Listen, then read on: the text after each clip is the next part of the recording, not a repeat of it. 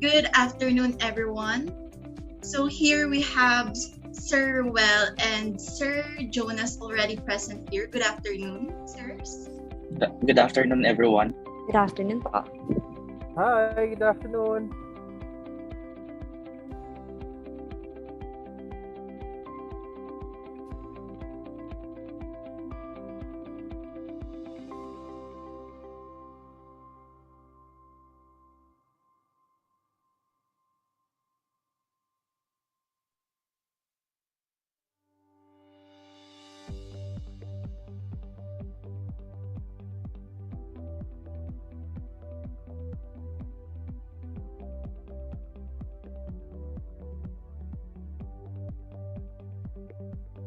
Good afternoon, everyone. Please stand by. The event will start in a few minutes. Thank you very much.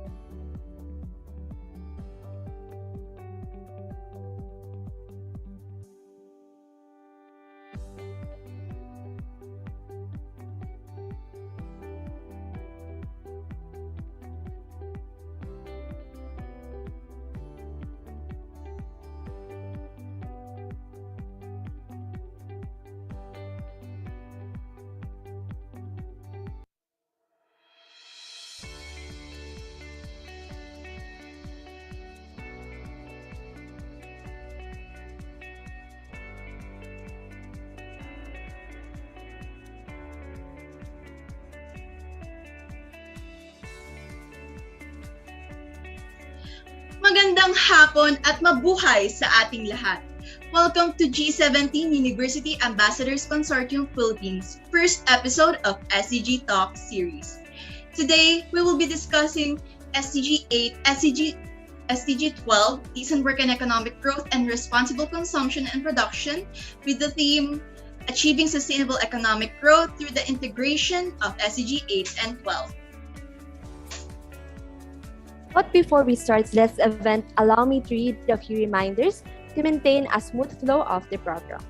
Be respectful. This is a formal event, so the use of offensive and discriminatory words are strictly prohibited. Otherwise, the organizers will automatically remove you from this event. Kindly mute your microphones to avoid any distraction. As much as possible, stay in a quiet area for the duration of the event. You may only unmute your microphone once you are invited to do so. For the question and answer portion, you may send your questions through our chat box, or if you wish to speak, you may click the raise hand button and wait to be acknowledged by the host. Then you can unmute your microphone. Make sure you have a stable internet connection so you can enjoy the smooth flow of the program. With that, we highly encourage everyone to open your cameras if your internet permits, so we can have an engaging and interactive discussion. Before leaving the event, make sure to answer our post-event evaluation form that we will be sending in the chat box after the program to help us improve our future events, so kindly answer them with all honesty. Lastly, by attending this event, you are giving us permission to record this session. Again, by attending this event, you are giving us permission to record this session. All right, I hope everyone is doing well in the comforts of your own homes or wherever you may be while attending this event. Make sure you are relaxed, well-seated, and your minds are prepped for today's knowledge. But before you formally begin the event, we would like to first introduce ourselves. I am Abby Almeda, a Media and Communications National Executive Committee for G17 UAC Philippines. And I am Rica de los Reyes, also a Media and Communications National Executive Committee for G17 University Ambassadors Consortium Philippines, and we will be your Masters of Ceremonies for today. We are delighted to see everyone present here today, knowing that all of us have the same interest in learning more about sustainable development goals. I know this event would be meaningful to all of us, especially for the ambassadors of SDG 8 and 12, who are getting prepped for their 3-month project in August. So, for us to be guided throughout this event, may I call on Kyle Alexandra Marara, the USC University Coordinator and Ambassador for SDG 12, to lead us in our opening prayer. Hello, good afternoon. Am I audible? Yes, you are audible po. With that, let us place ourselves in the most holy presence of the Lord. In the name of the Father, Son, Holy Spirit. Dear Heavenly Father, we come to you this hour asking for your blessing and help as we gather here today. We pray for your guidance and providence in the matters at hand and ask that you would clearly show us how to conduct our activities with joy and enthusiasm. We offer everything to you this afternoon, and without your generous blessing, we will not be able to accomplish anything. May you bless us with the ability to retain invaluable knowledge and experiences we derive from this webinar for actual application when we leave this session and to achieve G17's mission, all for the global goals. Grant us with your divine wisdom as we go about our day. All these we ask in Jesus' name, amen. In the name of the Father, and of the Son, and of the Holy Spirit, amen. Thank you and good afternoon. Please stand by for the singing of the Philippine National Anthem.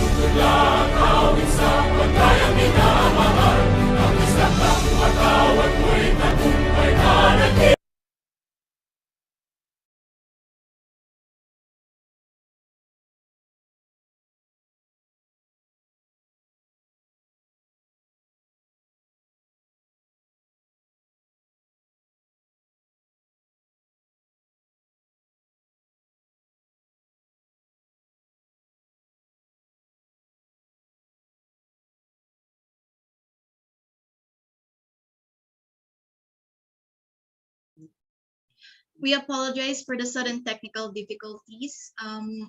Tech team, please have patience with us, ambassadors. We apologize for the sudden inconvenience.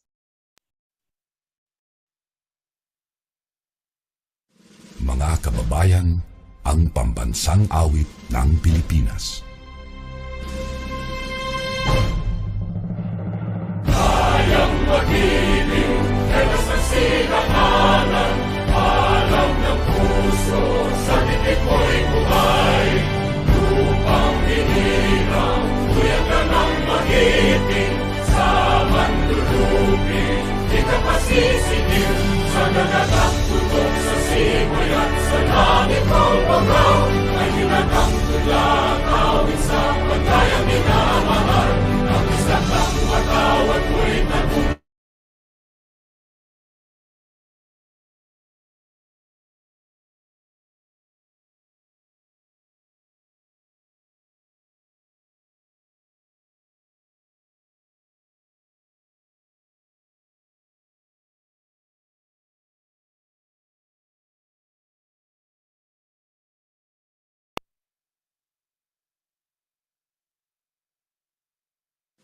Mga kababayan, ang pambansang awit ng Pilipinas.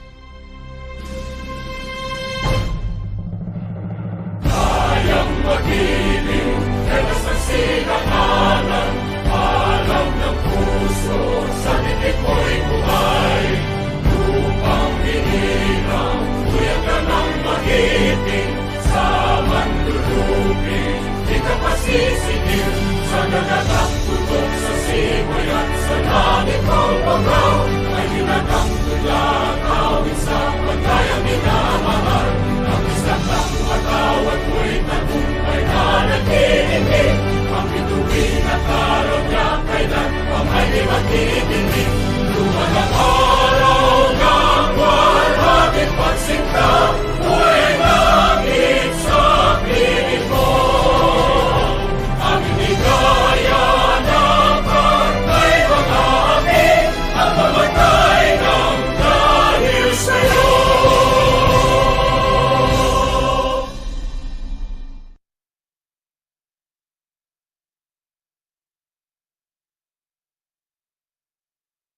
Okay, thank you for your patience. Once again, we apologize for some technical difficulties. Now, let us all welcome the country chairperson of G17 University Ambassadors Consortium Philippines, Mr. Angelo Raimundo, to give the opening remarks.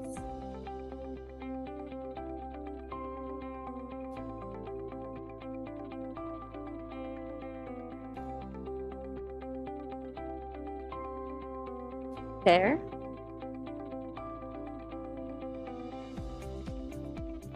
Hi, my audible.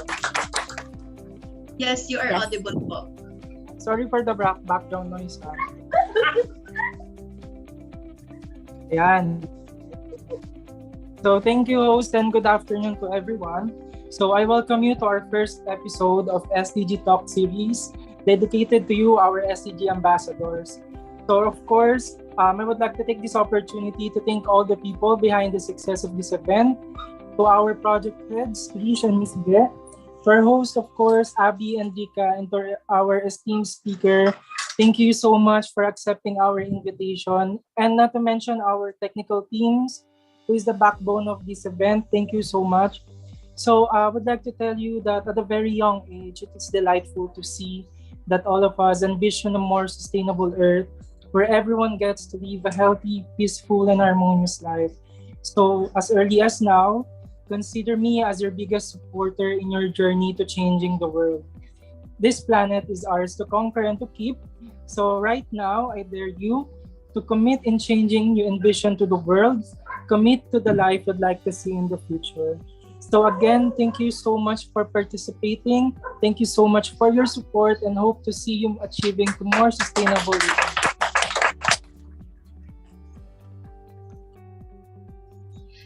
Thank you so much, Mr. Raimundo, for the warm and inspiring remarks.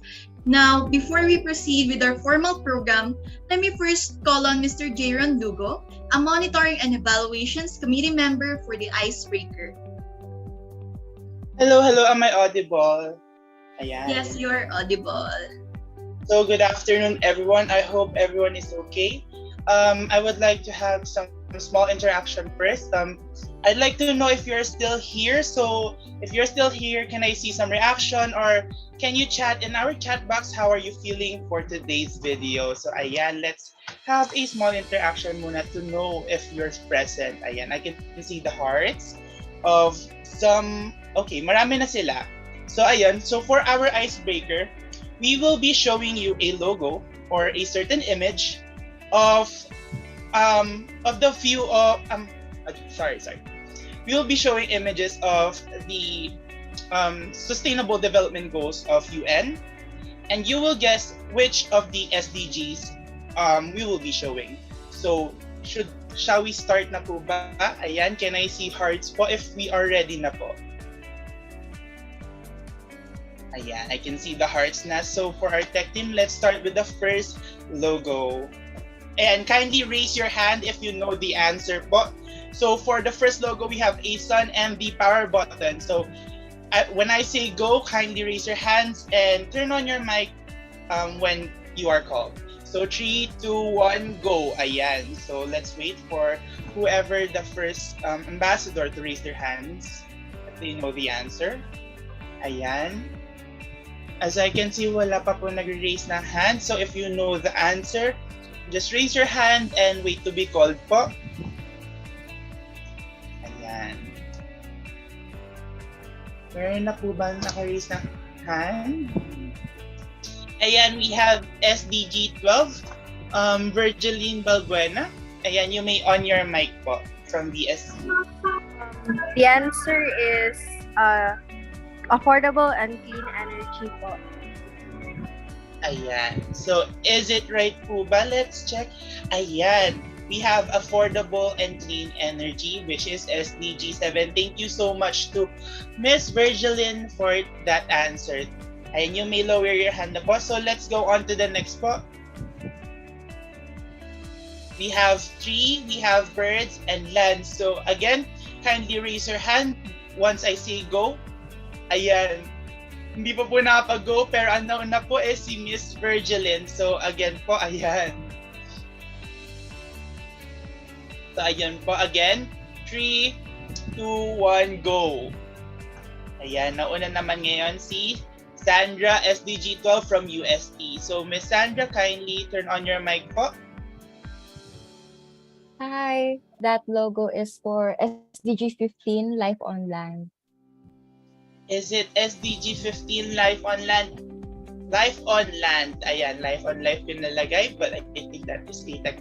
So again, thank you so much. You are correct. Life on Land. Thank you. You may now lower your hands. So for our next, we have fish and water. So I think it's kind of obvious, but let's find out. 3, 2, 1, go. Ayan, we have Virgiline again.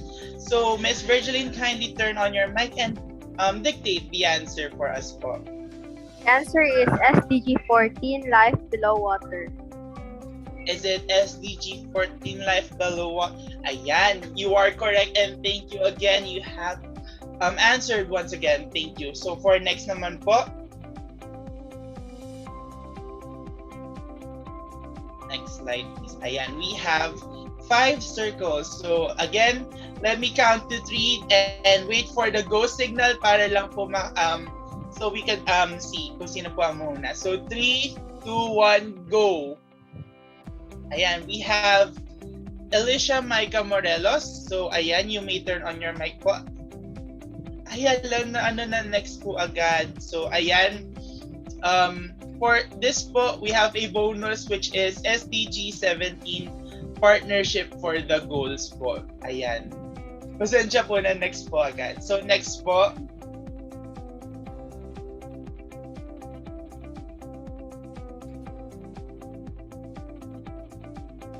Ayan, we have an eye and may earth sa gitna. So again, wait po tayo sa go signal bago mag-raise ng hands po. So 3, 2, 1, go. Ayan, we have Miss Sandra po. Siya po ang nauna. So, Miss Sandra, what is the answer for this SDG po? Hello again. That logo is for SDG 13 Climate Action. Is it SDG 13? Let's check po. Tama ka dyan. Congratulations once again. You may now lower your hands. So, for our next SDG, ayan, we have buildings. So, 3, 2, 1, go. Raise your hands. Ayan, Miss Virgil, ang bibilis na ma-internet nyo, ang bilis ng pagbindat nyo. So, Miss Virgiline, what is this SDG? This SDG is SDG number 11, which is Sustainable Cities and Communities. Is it SDG 11? Let's check po. Sustainable Cities and Communities. Once again, correct ka dyan, Miss Virgiline. Thank you so much. Ang bilis, grabe talaga. Ang bilis ng internet nyo, sana all. So, ayan, next po tayo. Habol po tayo sa iba. Bilisan natin naway makisama ang internet nyo. So, ayan, we have either the number 8 or kung ano man po nakita nyo. So, 3, 2, 1, let's go! Ayan. Miss Alicia Micah Morelos, ikaw po ang nona. So, what is the answer? Right now, is SDG 10, reduce inequality. Ayan, is it SDG 10? Let's check po.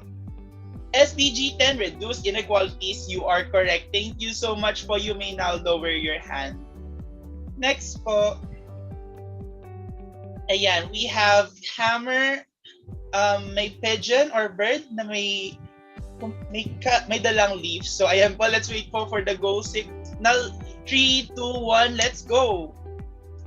Ayan, once again, Miss Alicia Maica Morelos.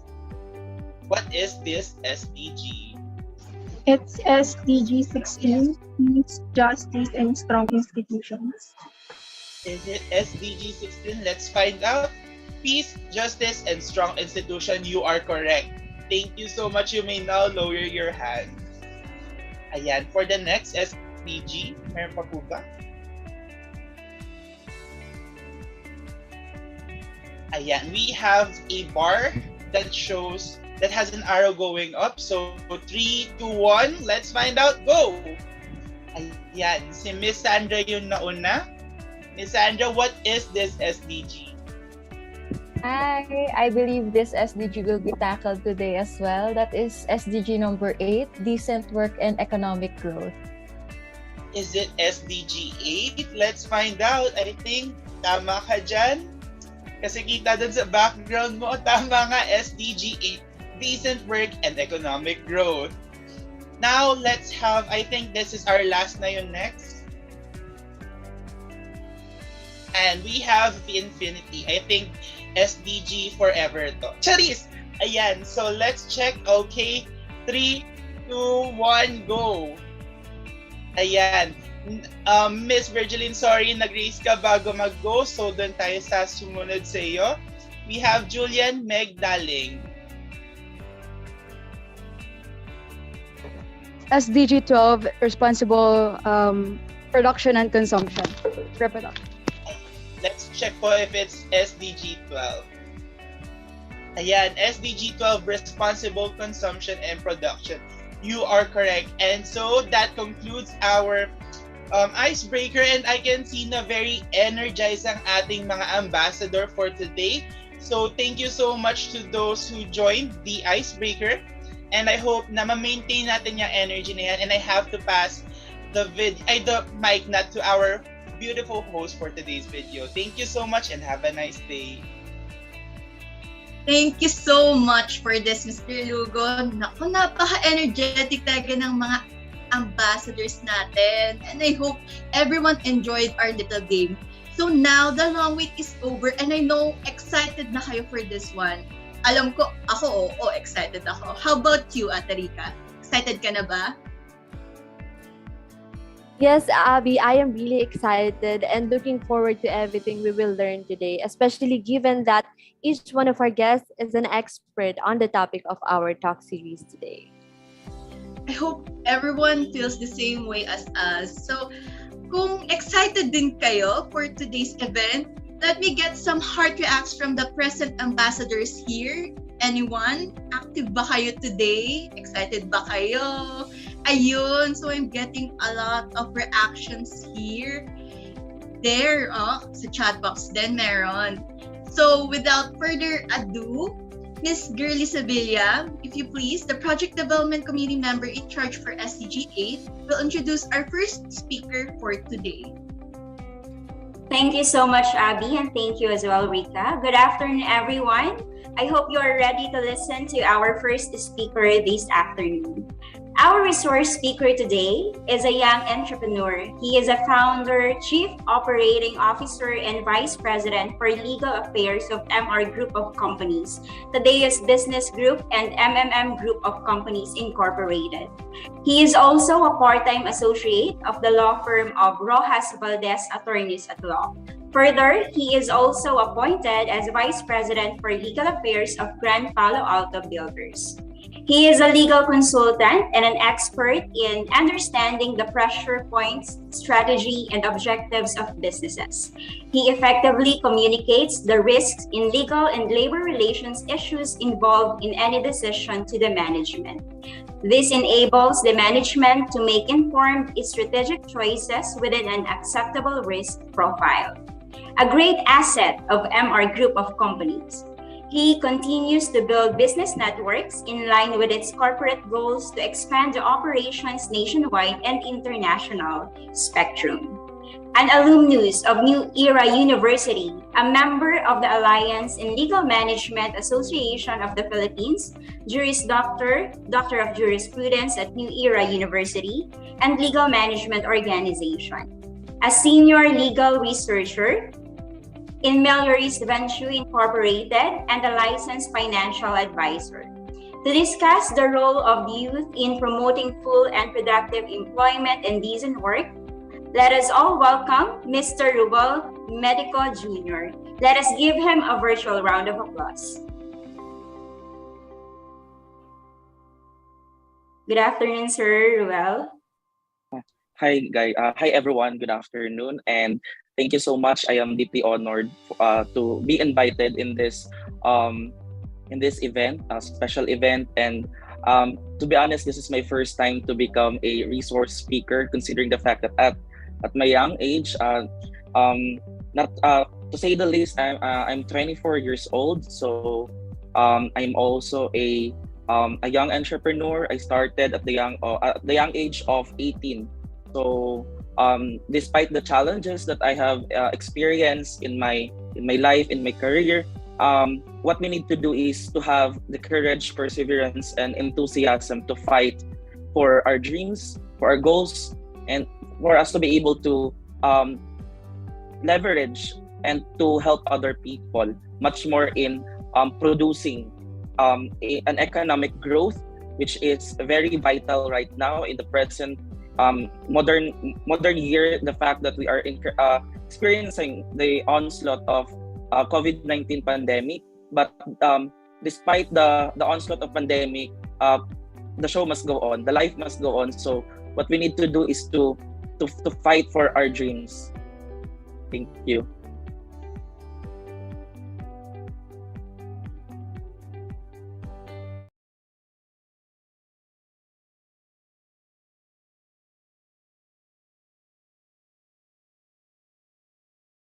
All right, thank you for that, Mr. Roel. Should we share your screen po ba or kayo po ang mag-share ng presentation? Kindly share the screen na lang po. Thank Okay, you. thank you. Noted po.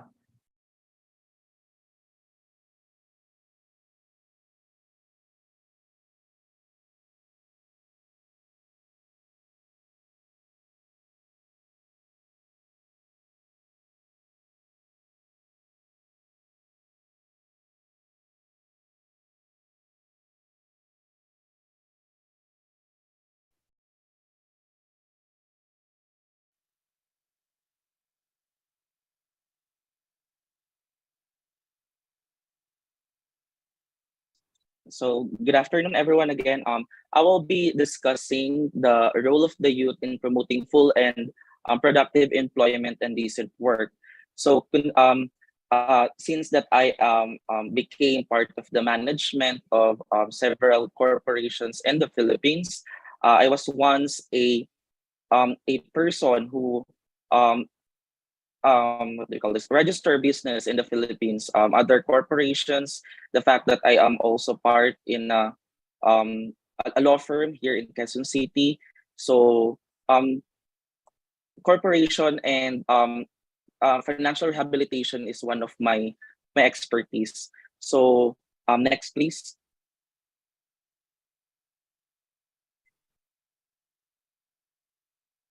So employees are the lifeblood of the company. So sorry. Okay. Employees are the lifeblood of the company. So in juxtaposition, in taxation, taxation is the lifeblood of the government. But in business industry, employees are the lifeblood of the company, considering the fact that the company or the organization cannot mobilize and cannot sorry, nag-airplane mode lang. Sorry po. Okay. Employees are the lifeblood of the company, considering the fact that in an organization, the company, the business, and the organization cannot mobilize and cannot sustain without its employees, because we cannot deny the fact nor eradicate the fact that our employees will be the one to handle tasks and to make the strategic planning, much more the POLC, the planning, organizing, leading, and controlling, and to make the SWOT analysis. That's the human task. I mean, such human is in an organization is our employees. So I also cited the statements made by one of the esteemed representatives of the United States, which is Daniel Webster, which states that one of the I mean, labor is the great producer of wealth. It moves all other causes.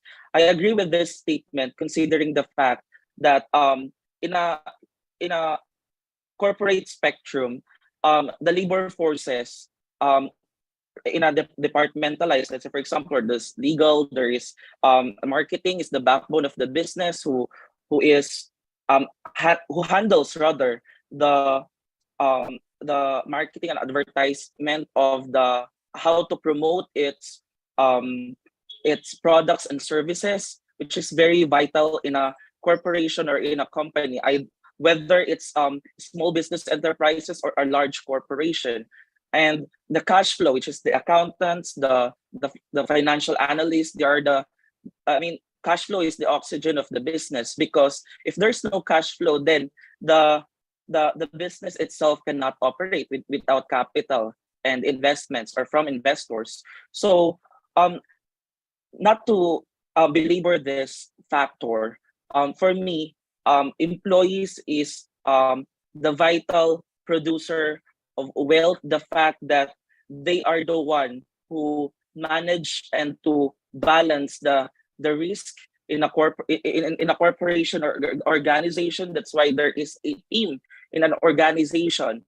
There is a delegated task to be done so that they can be able to achieve and to attain the goals that they are planning, or the project that they are doing. Let's say, for example, in a construction industry, for you to mobilize, for you to have a fruitful result in a construction project, you need a workers, right? So it doesn't matter if what is the position, whether it's a construction worker or on a top level management, middle level management, or low level management. All of these positions are determining factor for an organization or for a business to sustain and to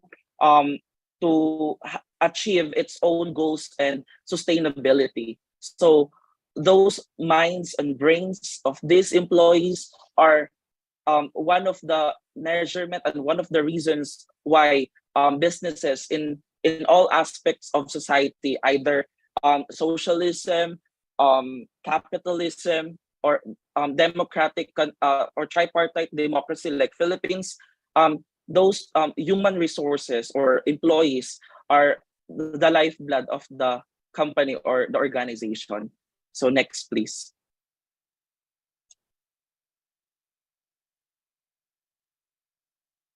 Okay, so I also adopted two masters principle.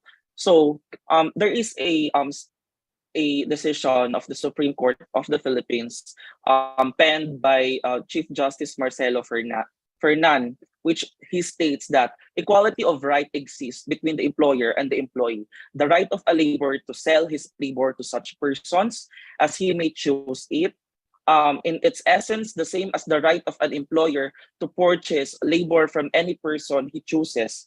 The employer and the employee have an equality of right guaranteed by the 1987 Constitution of the Philippines. And if the employer can compel the employee to work against the latter's will, this is servitude, or what we call involuntary servitude. If the employee can compel the employer to give him work against the employer's will, then this is oppression, or as what we say, we use in our field, unjust enrichment. So it is basically the employee-employer relationship between the employer as the working man and the employer as the producer of producers of jobs and opportunities. So we need to have a harmonized relationship between the laborer and the the employee and the employers, considering the fact that if we have this kind of harmonious relationship between each other, then um, we will be able, I mean, the organization and the business itself will be able to attain and achieve its goals and mission and visions, and the core values will be able to be executed in its full force. So in our country or jurisdiction and some other democratic jurisdiction, we have labor laws that operates um, the rights of the employees and the labor sectors, considering the fact, I mean, the rationale behind why we have this kind of um, common ground, considering or guidelines, considering the fact that the employers or the business per se is more powerful than its employees because they have the machinery. And there is a jurisprudence decided by the Supreme Court that, I mean, that's the reason why we have a security of tenure, because the employees, the only machinery or the only asset, or I mean capital of the employee is their job or their work, correct?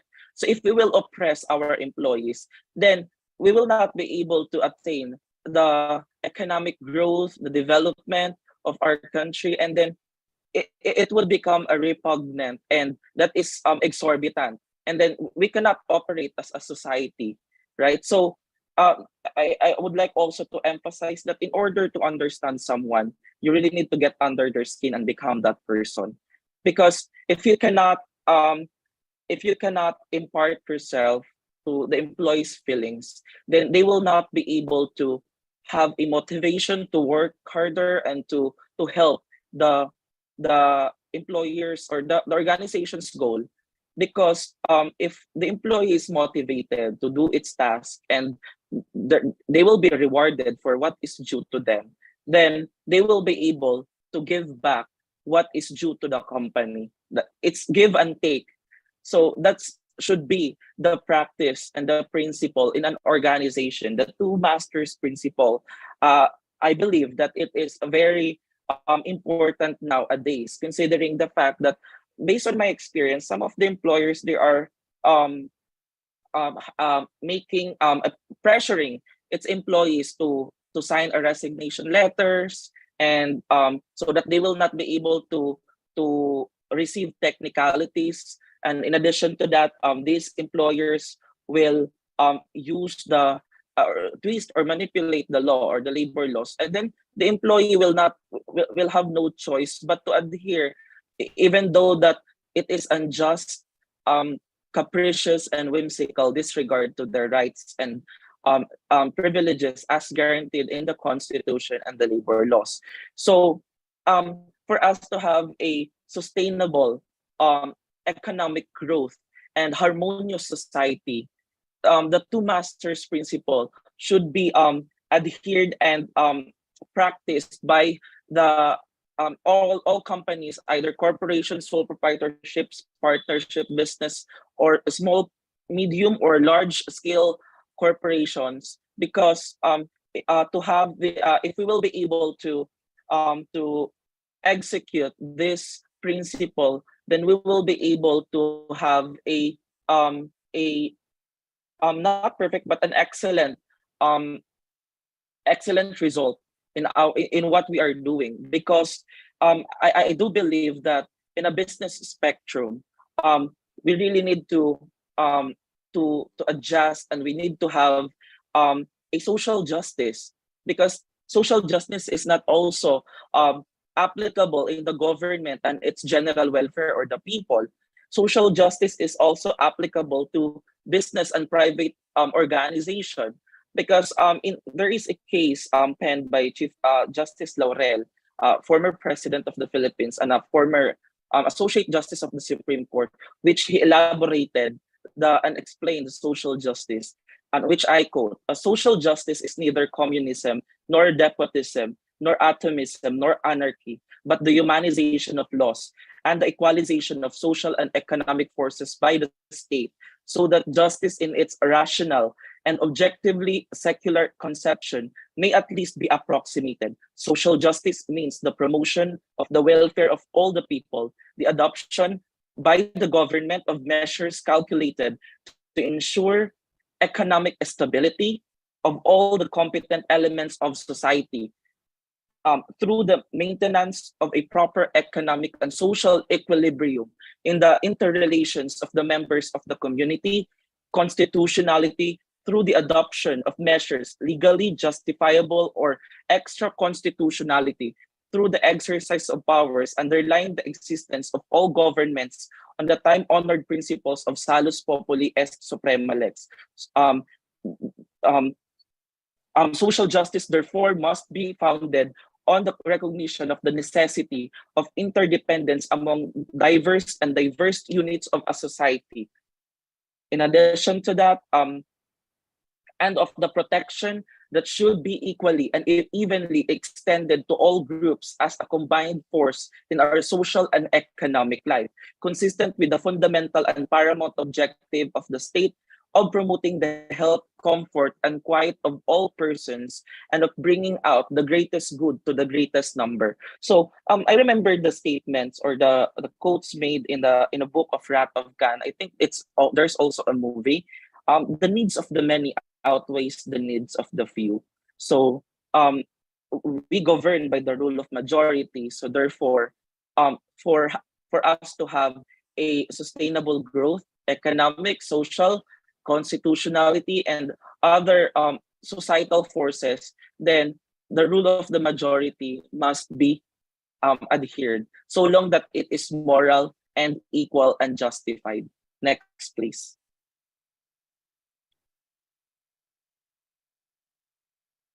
So labor laws and the economy and the society. So labor laws, like human resource management, have human and economic ends. They must support, if not propel, productive performance of the enterprise while protecting, if not providing, human dignity and human necessities. So the concept of labor laws, particularly in the Philippines, is like it's a management between the disputes among between the organization, between the employee and its employers. It's a common ground or guidelines, so that each other will be protected in the rule of law and dignity and economic and human necessities. Because actually some of the employers might tend to disagree with some of the provisions in our labor laws, considering the fact that it is pro employees, right? But the rationale behind it is, as I've mentioned earlier, is that the employer or the capitalist sector or the company itself is already have its machineries, capital, money, cash flow, connections. But these employees, these labor sectors, they only have themselves and the job that they have. That's the only asset, and that's the only properties that they have. And then it should be protected. To balance the equilibrium, there should be a common ground and a guidelines to intervene. And that is our labor laws. That is the concept of our labor laws. But in juxtaposition, there is also an instances that our laws, particularly labor laws in the Supreme Court, favored the employers and the corporations or the companies. Let's say, for example, the company prerogatives, the right of the employer or the corporation to cease its operation due to financial losses, so long that the corporation or such employers are in compliance with the guidelines set forth under the labor code, particularly in giving due notice to its employees before they will retrench its employees, provide separation pay, and so on and so forth, and what is due to them. Because there is a case decided by the Supreme Court in the case of Special Steel Products versus Federico So, which states that what an employee has worked for, the employer must pay. The employer therefore cannot refuse to pay its employee salary, benefits, or final pay. So parang ano, 'di ba? Kung ano yung binigay ko sa inyo, if what I have done for you, you should pay I repay for the services that I've offered, right? That's trade, right? I will sell you something, in return you will pay it, 'di ba?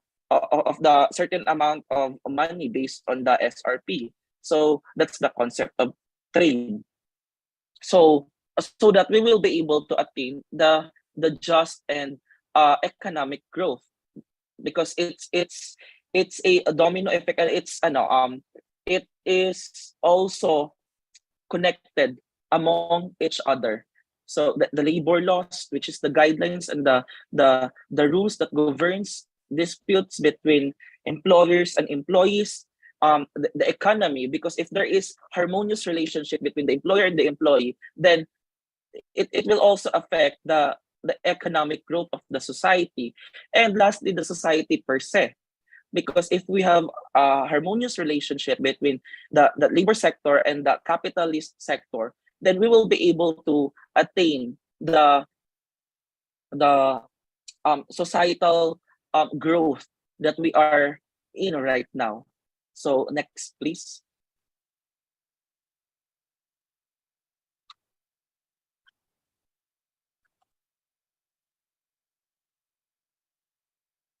So next, so in relation to capital and labor. So in relation to capital, labor laws must respect the logic, the fairness, and the need for realizing reasonable return on investment. In relation to labor, labor laws must safeguard the logic, the fairness, and the need for rewarding one's contribution to the harvest of the investment. Indeed, labor laws should support to masters.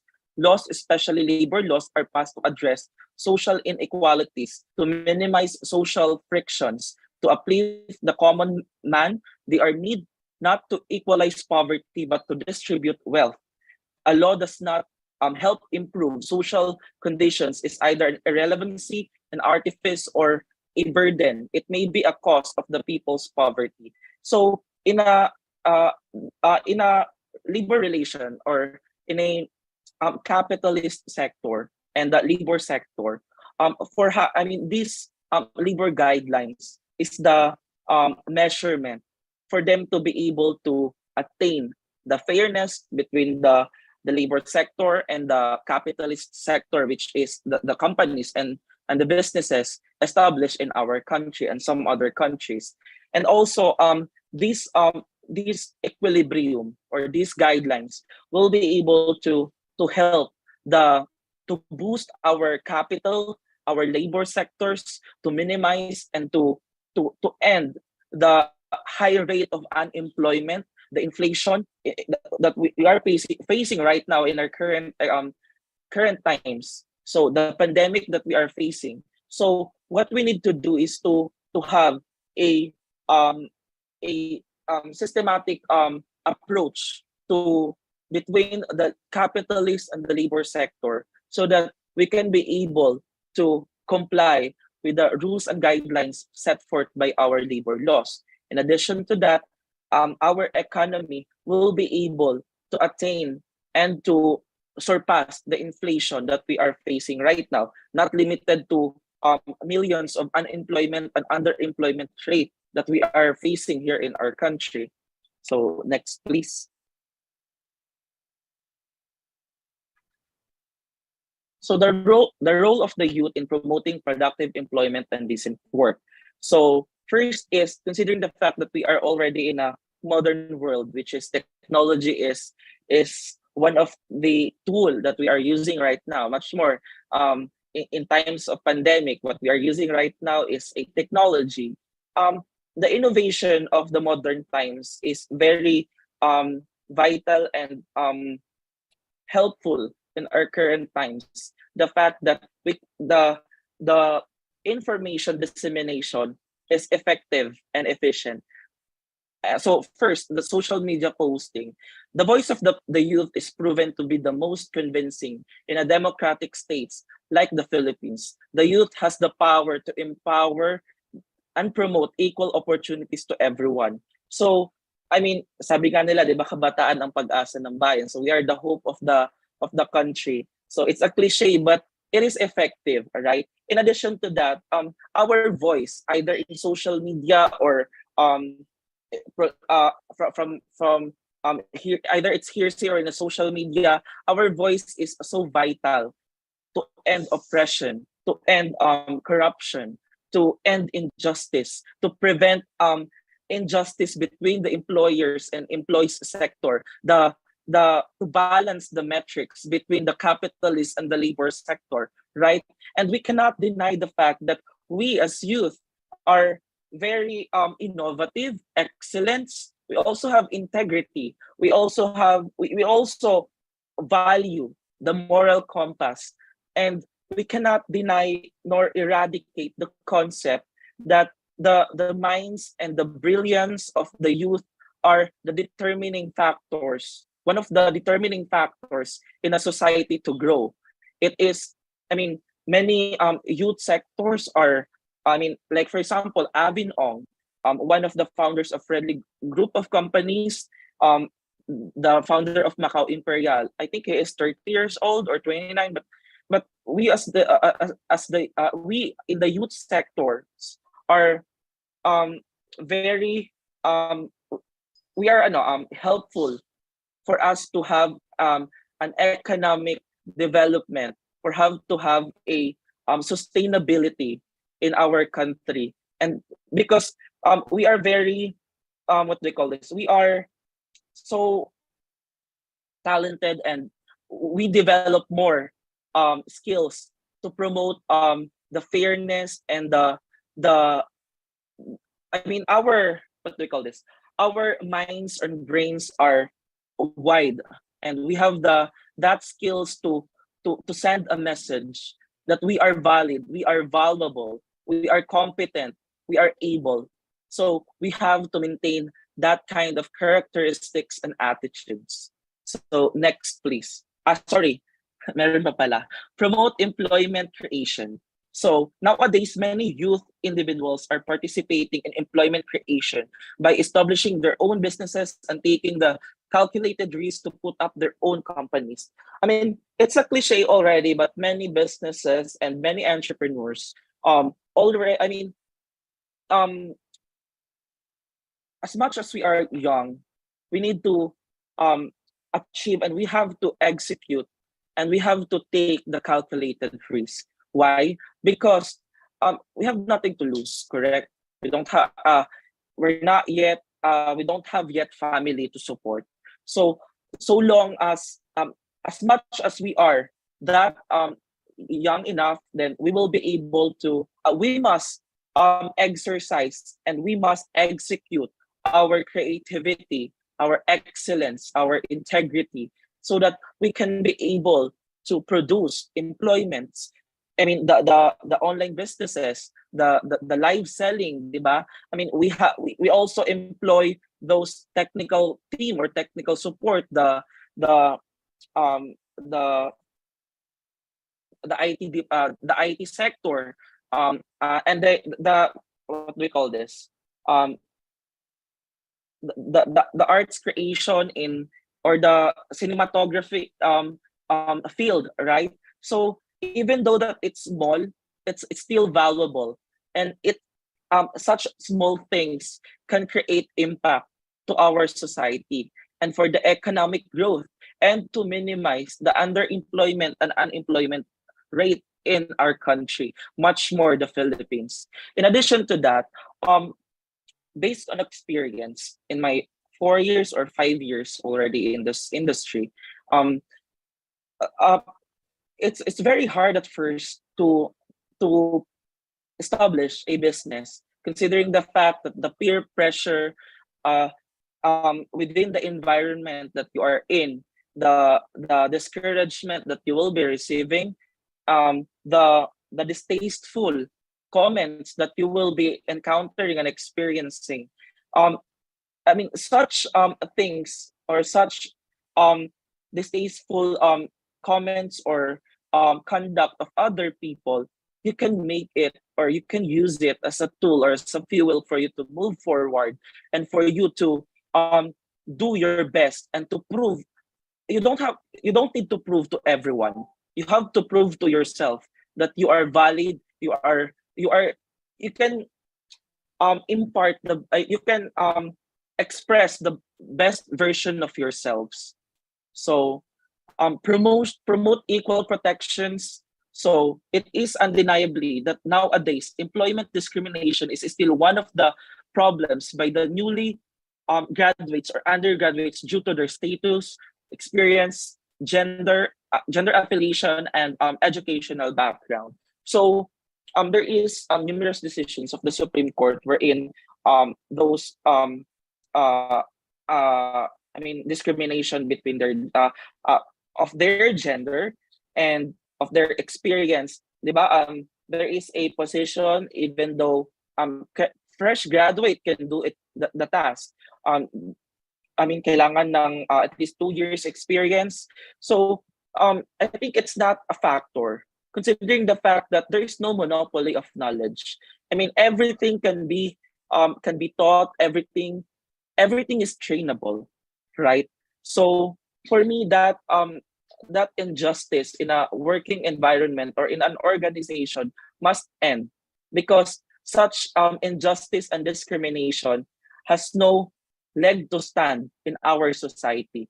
In addition to that, such kind of approach of capitalist sector would be a smack of high-handedness, especially when there is no single provision, concept, or moral principle that will support or corroborate such practice. So for me, that practice must end, considering the fact that I mean I also have employees that who is a fresh graduate, even though that at the time that she is at her fourth year in a BS accountancy at UCTU, I hired her, and then she proved to us that she is competent. So, which means only that it doesn't matter of your experiences, race, gender affiliation. I mean, the sector in the LGBT community, they're also competent, right? They are imaginative, creative. They are, what do we call this? They are also, yes, they are susceptible to errors because we're human, prone to commit mistakes, but they are also keen to details and effective and efficient in our organization, in the organizations, either in a business capitalist sector or in a labor sector, right? In the legal field or in some other fields, because they have this kind of emotion that can be used for them to understand someone. So encourage seminars and promote job fairs. So the youth may work on with the business sectors. One moment, please.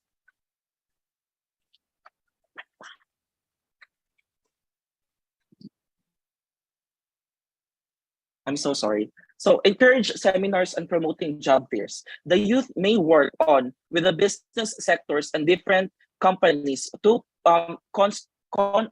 continue in conducting job fairs to provide employment opportunities. So we must also encourage I mean the business sectors. I mean the youth must voice out to the business sectors and capitalist sectors to promote job fairs so that we can be able to suppress the unemployment rates and underemployment rates in our country and in our society per se, because um putting up or establishing business, because those in the business sectors have the machinery to provide or to produce employments, right? So they have this kind of skills and experiences. They have this kind of calculated risk experience. So these kind of experiences that they have already, and then that they practice within their organization, can be able to produce more employments to the unemployment sectors and to the fresh graduates and to undergraduates, right? Because it doesn't matter for me. Yes, degree will matter, but your character, your attitude, your mindset is also a determining factor, right? Because yes, it's one of the factors for you to have uh, an intelligence or a smart, being smart, but being um innovative or adaptability to changes is also um one of the key factors to have a sustainability in our society. So next, please.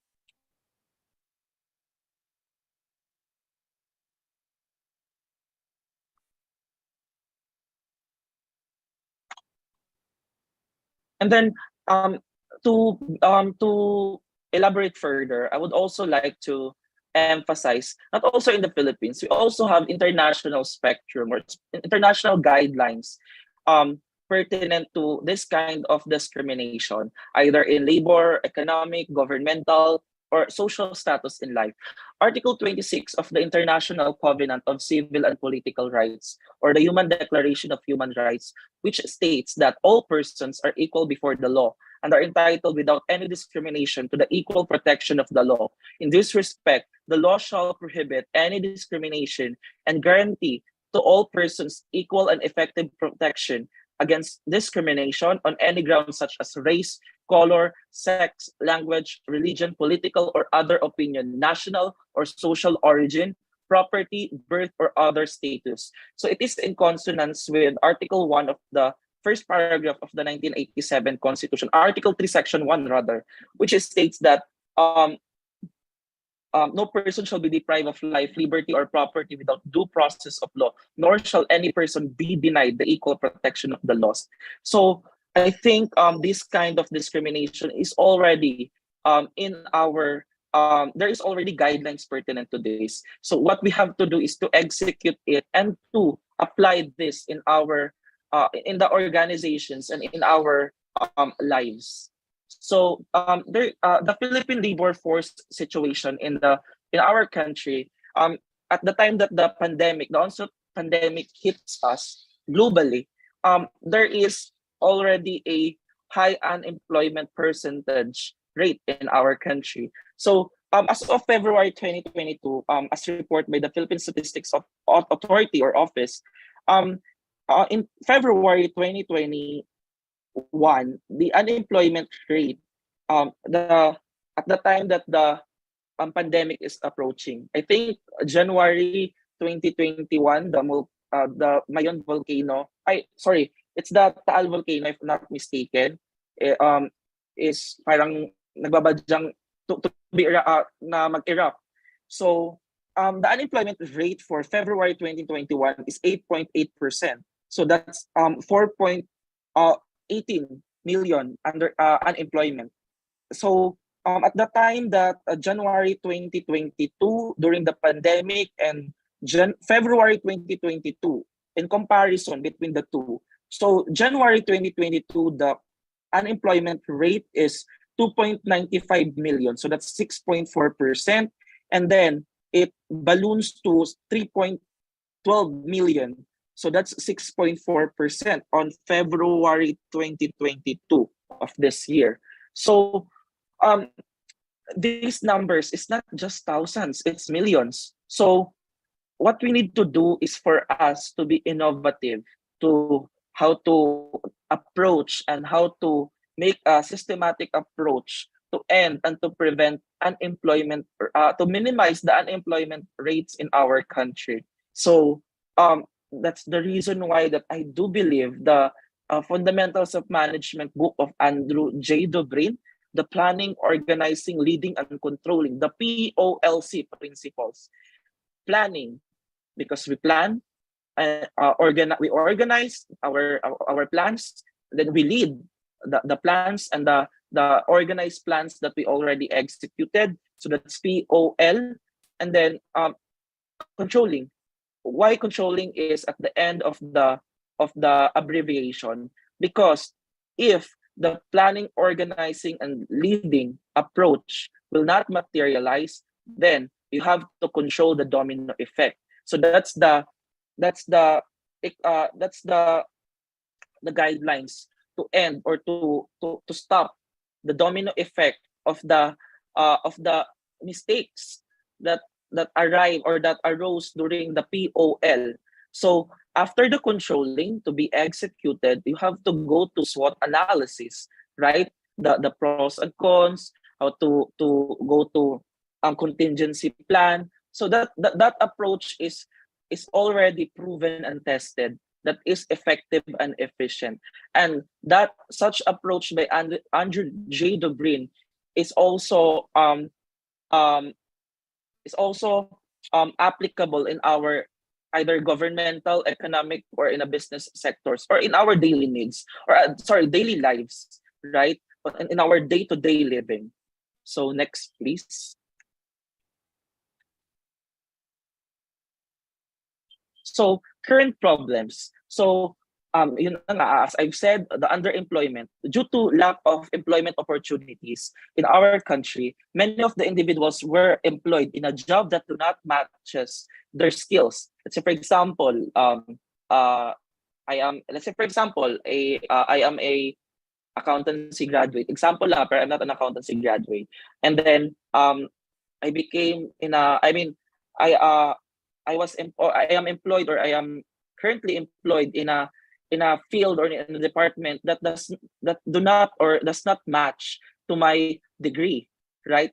So in addition to that, we will not be able to have a passionate goal, because that is not what we want, right? Or underemployment for contractual basis, or for a short period of time employment. So that's underemployment. And that to me is that underemployment will also affect the continuous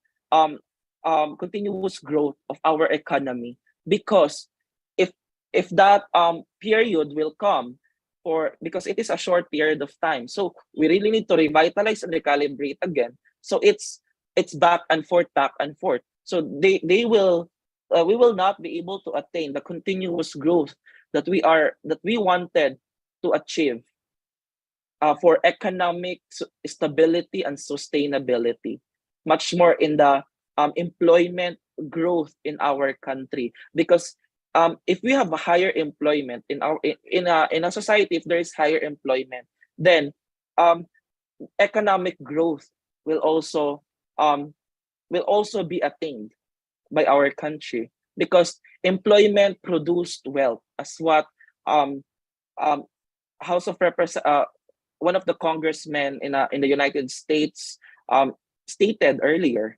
So unemployment due to the onslaught of the current pandemic, COVID-19, SARS-CoV-2, millions of people suffered from unemployment or worse, retrenchment.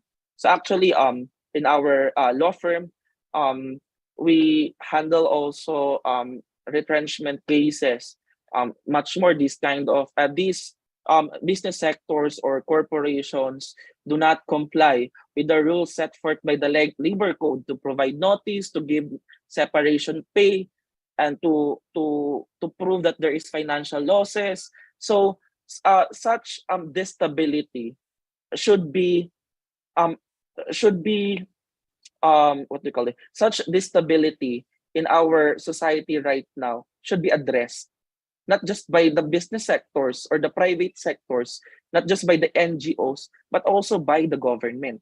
Because because sovereignty resides in the people, and all government authority emanates from them. So we entrusted our hopes to the government. And in addition to that, I would also like to to share with you the well explained statements made by former Associate Justice of the Supreme Court, Justice Villosilio, in the case of City Mayor of Zamboanga versus Court of Appeals. Sorry, isa-search ko lang, di ko kabisado. So, Justice Villosilio states that hindi lang naman sa business sectors to the government must also do its course. So here, public office is a public trust. All government officials and employees must at all times be accountable to the people, serve them with utmost responsibility, integrity, loyalty, and efficiency, act with patriotism and justice, and lead modest lives. This constitutional mandate should always be in the minds of all public servants to guide them in their actions during their entire tenure in the government service. Upon appointment to office or to a public office, an officer or employee is required to take his oath of office, whereby he solemnly swears to support and defend the Constitution, bear true faith and allegiance to the same, obey the laws, legal orders, and decrees promulgated by the duly constituted authorities, and faithfully discharge to the best of his abilities and duties to the position he will hold. Yet in time again, we hear of public servants acting in utter defiance of the principles enshrined in the Constitution and in complete disregard of what they swore in the name of God before assuming their post in the public service. Consequently, the people's trust and faith in the government has slowly eroded. Therein very little respect on the confidence left. This in turn has resulted in a widespread feeling of disappointment and dissatisfaction in the government machinery. Gone are the days when one of the shining ambition of a college graduate was to have a career in the civil service. When working in the government meant self-fulfillment, now young and talented graduates shy away from public service, which is unfortunately perceived to be unattractive and totally lacking in luster. It is only when those in the government sector serve with the highest degree of responsibility, integrity, loyalty, efficiency, and act in accordance with the tenets of the Constitution can such lost respect and confidence be regained. This case is typically of what a public servant should not be. In addition to that, we in the public sector, in the private sectors, in a top level managements, we are also the government. I mean, let's think that we are also the government. So we must also envision these kinds of principle to apply it so that we can be able to attain our goals and sustainability. So the economic meltdown and then the inflation that we are facing right now due to war in Ukraine and Russia because of greed, diba? Greed, envy, and injustice. That should be end. Next, please.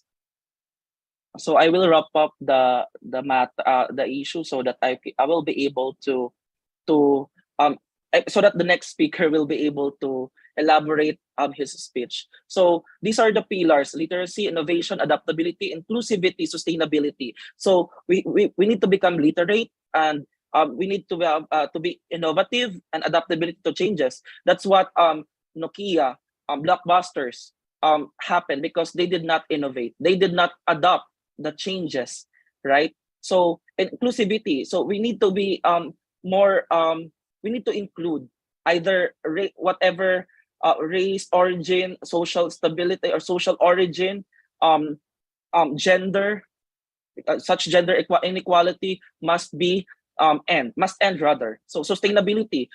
So for us to have sustainability, we have to have literacy, innovation, and inclusivity. Next, please. So economic growth. So capitalism. There's a book, How Capitalism Will Save Us. So to have a capitalist mindset and to harmonize it with eco-socialism, it should be congruent and harmonized so that we can be able to attain the effective and to achieve the economic growth that we are wanting. So strategic thinking skills and calculating risk skills. So we have to have this kind of skills so that we can be able to have the sustainability and to achieve our goals in life. But so financial literacy, we also have a financial. We should be a financial literate, considering the fact that if we are literate financially, then we will be able to manage not just our life, but we will be able to manage our cash flow, which is very vital for economic growth. Next, please.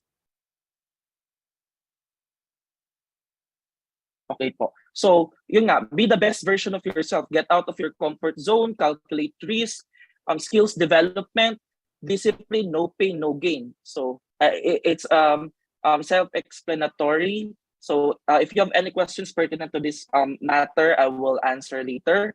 So, next, please.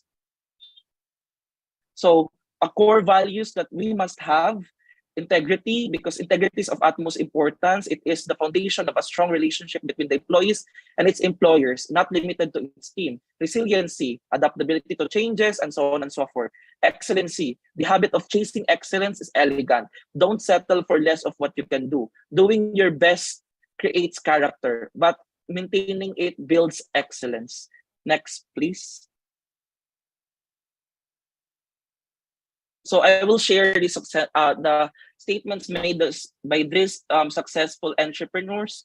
So by Mr. Abin Ong, it's okay to be scared. A lot of people think that being scared is a sign of weakness. However, I personally believe that it's a much more common situation for entrepreneurs. It's normal to worry about decisions that can impact our business. It's okay to be scared because fear is part of pushing yourself to be better, and we cannot level up if we don't take enough risk.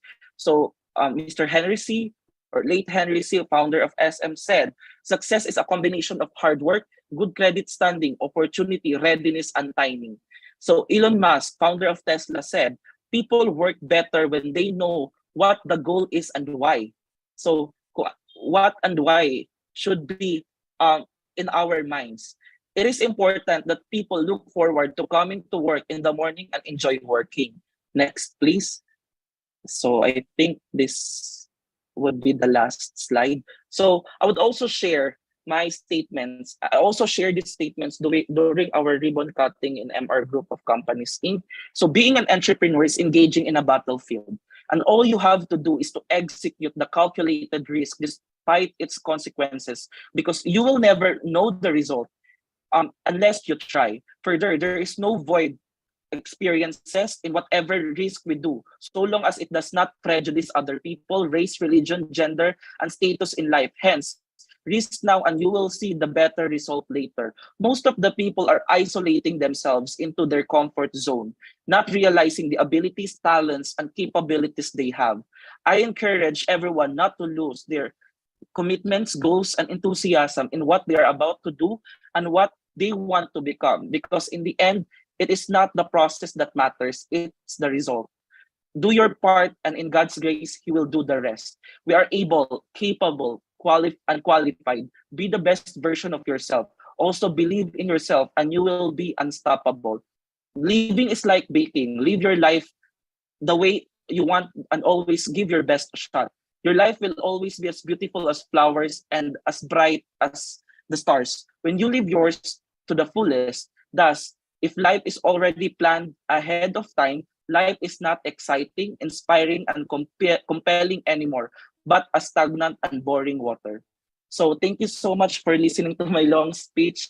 God bless you and stay safe, everyone.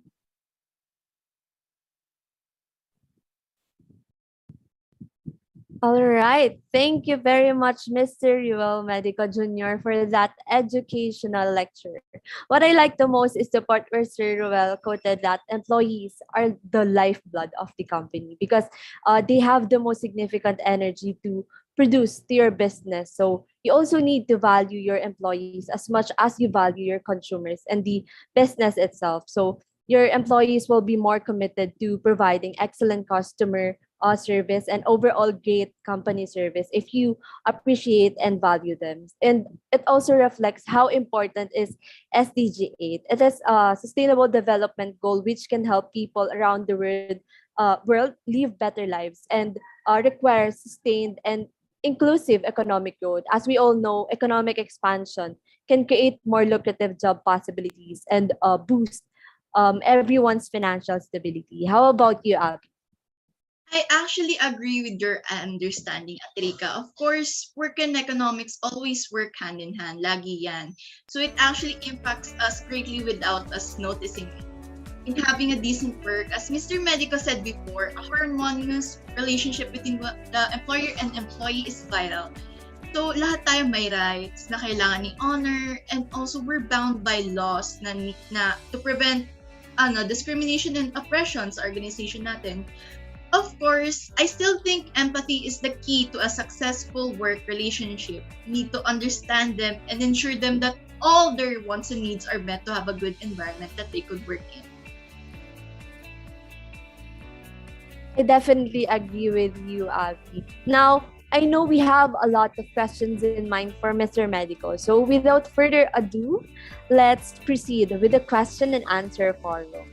You may start sending your questions through our chat box, or you can click your raise hand button and wait for us to acknowledge you. Do not forget to mention your name, your SDG number, and your university. Again, you may start sending your questions through our chat box, or you can click your raise hand button and wait for us to acknowledge you. Do not forget to mention your name, your SDG number, and your university.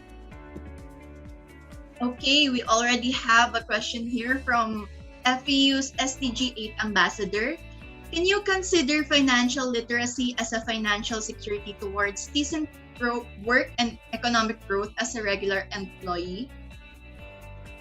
Yes, I consider financial literacy is a determining factor for have a financial security towards decent work and economic growth as a regular employee. I became also an employee way back 2018. I was a fresh graduate of legal management at that time. So um, having a financial literacy is a vital factor considering the fact that you may be able to budget your salary, the wants and needs, right? And then there is also a principle, the Pareto principle, the 80-20 principle, right? The 20% must be the savings, and then the 80% should be the living expenses, allowances, the bills, and so on and so forth.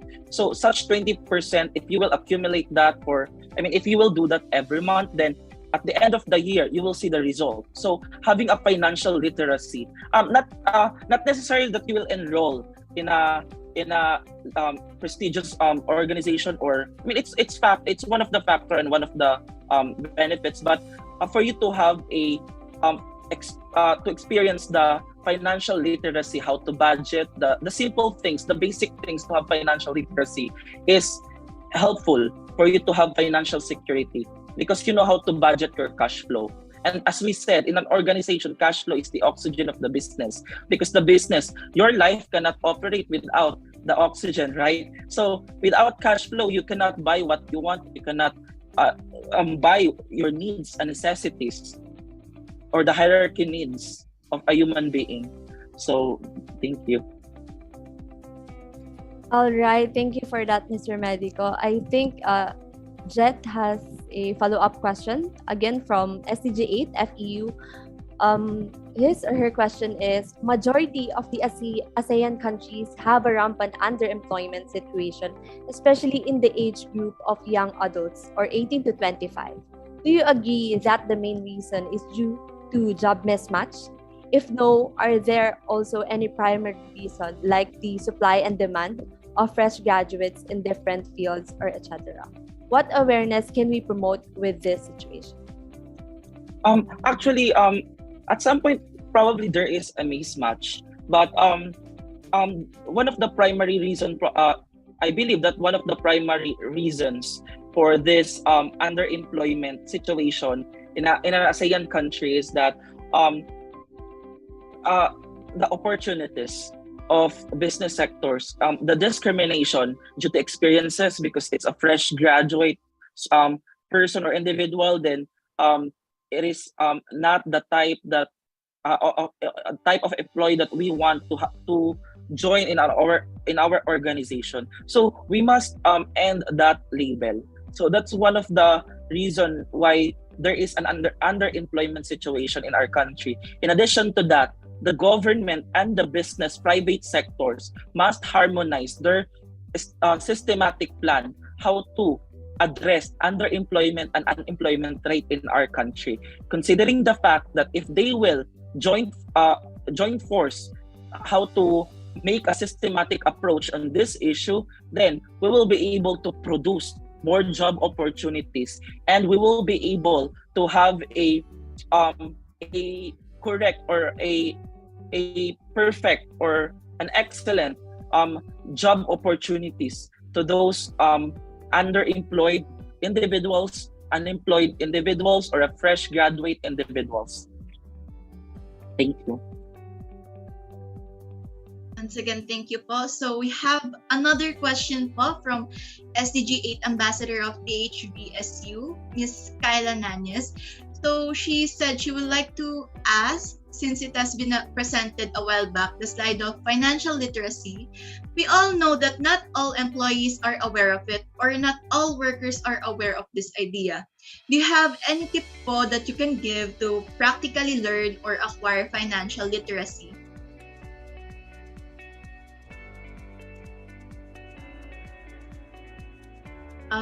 I'm sorry, sir, but your mic is not unmuted. Sorry. So for me, I think it's the mindset probably, because if we have this correct mindset, then we will be able to, if we have this spirit, this fuel. I mean, the mindset is the fuel for us to know, to be what do we call this? To be inquisitive in a situation, in a matters that really matters in our day-to-day living. That if we have this kind of mindset, if we have the correct mindset, probably we can be able to learn either how the economy works, how to have the correct financial literacy, even budgeting our salary. That's financial literacy. I mean, we must start the basic, because the basic is the foundation for you to have a strong success. Thank you.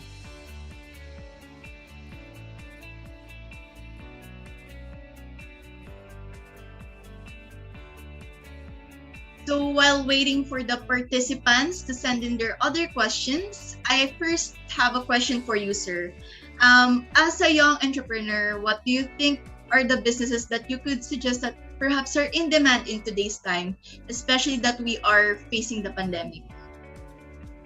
So based on experience, one of the, it depends also if that is your passion, because you know what, it's really hard to establish a business if you are not passionate with it, or if it is not in line with what you are want to do in your day-to-day living, or you should be you should have a business wherein you are passionate about. But to make it general, according to alox.com, you may also, I mean, one of the perfect business and correct mindset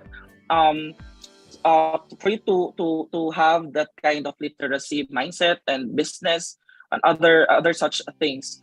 You should also, humbly suggest to watch alox.com in YouTube. You will see a lot of videos there for you to become literate in aspect that business, economy, discipline, motivation, productivity, and so on and so forth. So probably one of the basic needs, the fast grow, the fast demand, and so the demand and the fast facing basic needs of a person. Let's say, for example, food industry, right? Because it's a fast facing industry. Clothing, right now in times of pandemic, technology, because if you are we need to innovate, also not just establishing business, but we must also consider that before putting a business, to have a POLC, planning, organizing, leading, and controlling, to have a right location, right? Because if you will put up a food industry in a secluded area, then how can you, right? Or if you will put up a consultancy services in a secluded area, then that there is a mismatch, right, in the location. So there should be a determining consideration when you put up or establish a business. But in Metro Manila, I think food, technology, clothing, and then online services, and also professional services, construction also, because that's one of the boom industry right now, the fact because of the build program. So, and even the private sector, either if whether or not it's a government or private project, I think construction is also, but the capitalization is big. So you have to start the basic hierarchy needs of a human being. Food, shelter, rentals, and so on and so forth. Thank you. All right. Thank you again, Mr. Ruel. I guess this is the last question for this forum. So for my question, sir, given our present problems, what can we do to help with the inflation in our country as a youth ambassador and as part of the G17 UAC Philippines? Okay. So, given the current situation, actually, it's a worldwide problem right now. The inflation rate in our country. Probably, we have to have a. It's a cliche. It's repeatedly stating this, but the systematic and correct approach in a situation, right? In addition to that, there should be a correct leaders or the right leaders to manage our economy, our country, right? Because if we because the leader is the foundation of the of that systematic approach, diba? How can you put someone in a in a sector which deals economic problems if she is not if she has no he or she has no expertise in economic approach, right? So there should be a right leader, because choosing the right leader is the determining factor. Like I'm sorry, but what happened in Sri Lanka, right? Because of the mismanagement, like in business sector, like Nokia, Blockbusters, and among others, right? Because of the mismanagement or the mismatch in the leadership in such organization, then they suffered serious economic meltdown and serious economic financial losses. So probably it starts from the top level management, the government, the executive department, and in a private sector, the top level management. So the leaders should be, we should have the right leader. Thank you. Right, thank you so much for that answer. Good answer, Sir Medico. So thank you everyone for your active participation. We hope each and every one of us learned a lot from Mr. Medico. And now we may proceed with the awarding of the certificate for Mr. Ruel Medico Jr.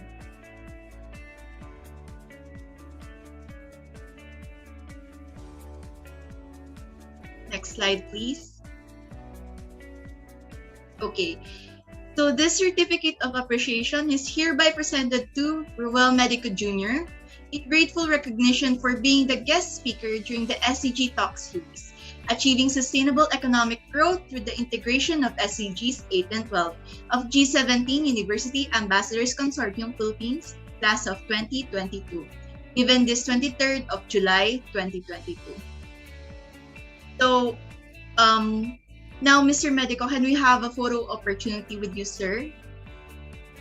I'm sorry?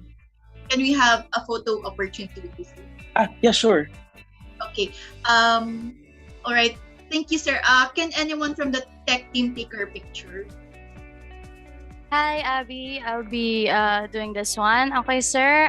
Host. And count to 3. 1, 2, 3. Okay, another one. 1, 2, 3. Thank you so much. Thank you po. Thank you so much, sir. Thank you so much po. God bless us all. Once again, thank you very much, Mr. Ruel Medico Jr. Your time and dedication to be with us is very much appreciated. Moving on with the next part of our program. To introduce our next guest speaker, may I call on Ms. Irish Glendale Andal, our Project Development Committee member in charge for SDG 12.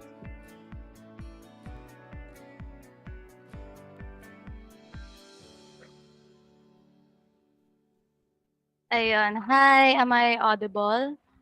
Yes, you are. Okay. Sige.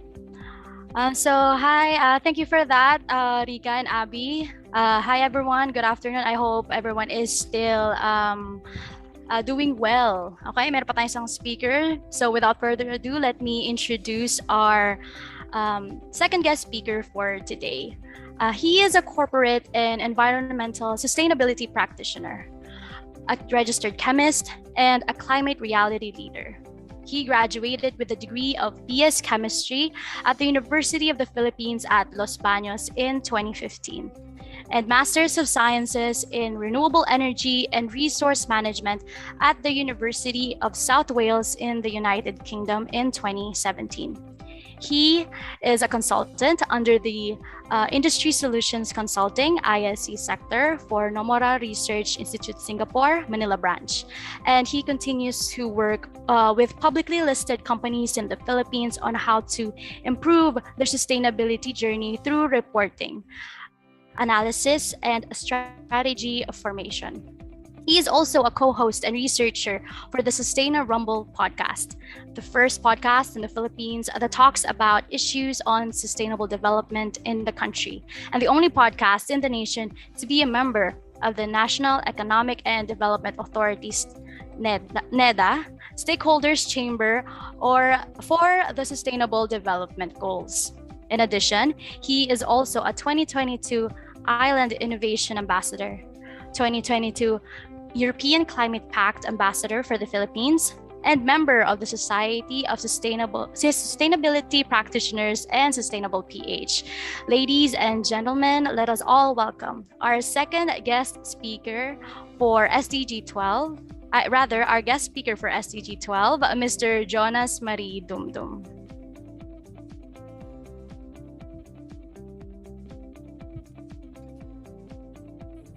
Hello and good afternoon, everyone. I hope everybody could hear me. I kind of lapsed out a bit kasi nagkaroon ng internet problem.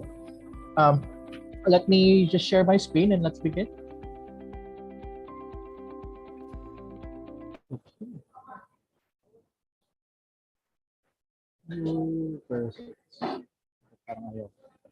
Hold on,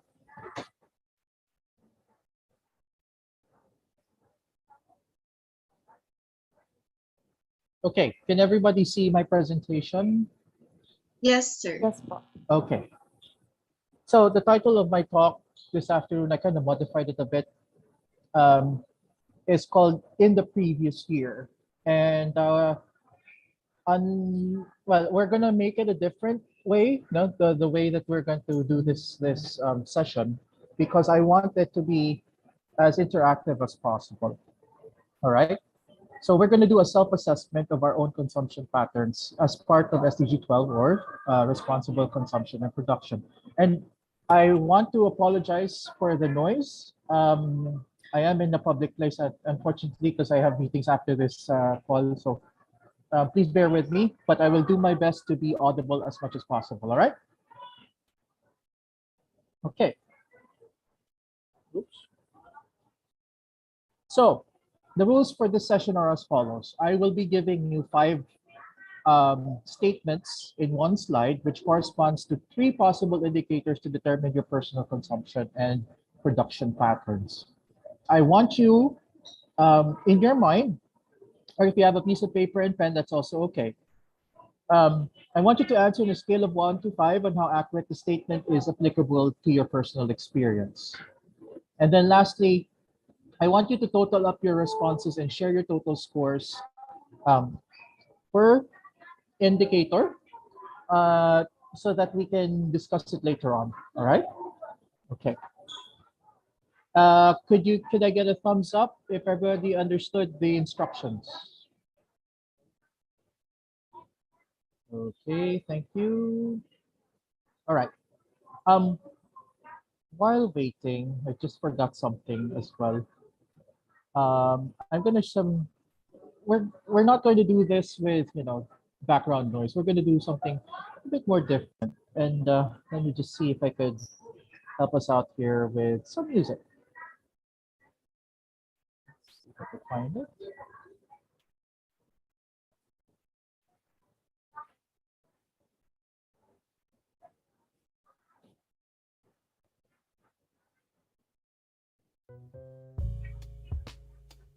Can you hear the jazz music on the background? Yes. Yes, Yes. sir. Okay, so we're gonna do this interactively with some music in the background, right? Let's start. So these are the 3 indicators for today's session. Let's examine first your energy and your emissions, followed by water, and then followed by solid waste. Let's start first, of course, with number 1, energy and emissions. And I will time for 2 minutes, actually up to the end of this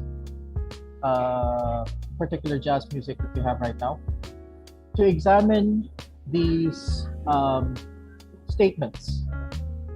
So in the previous year, you have, and then just look at the statements that you have on in mind here, and see if it's, most likely you did it in the previous year or you did not do it in the previous year. So you got 2 minutes.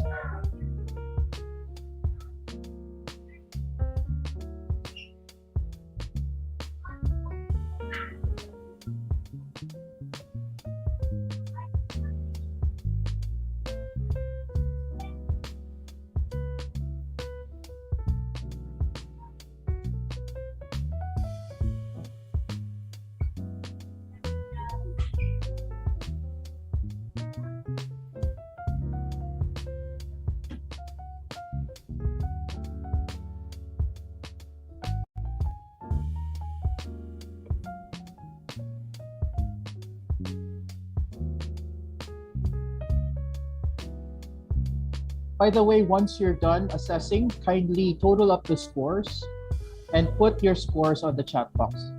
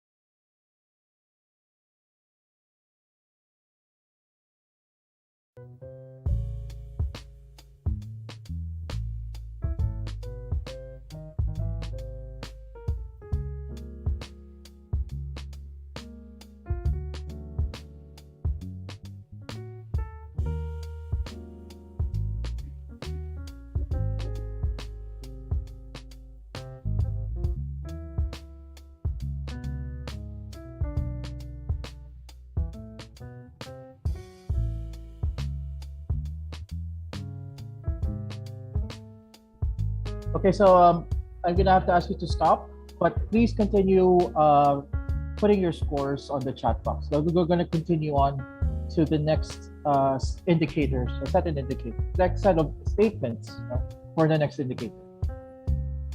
The next indicator is actually about water, and you have 2 minutes to assess yourself that in the previous year you were able to do any of these. Again, once you've already done your assessment, tally up the scores and then type it on the chat box.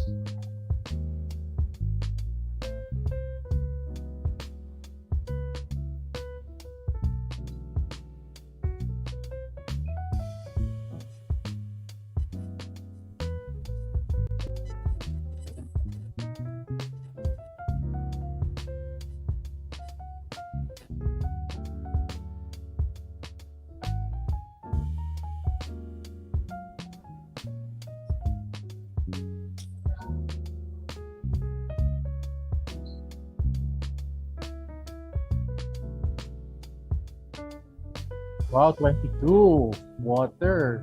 Galing. 12, 21. 21, I'm guessing, is for the first one or second one. 18, 6, 12. Keep it coming, guys.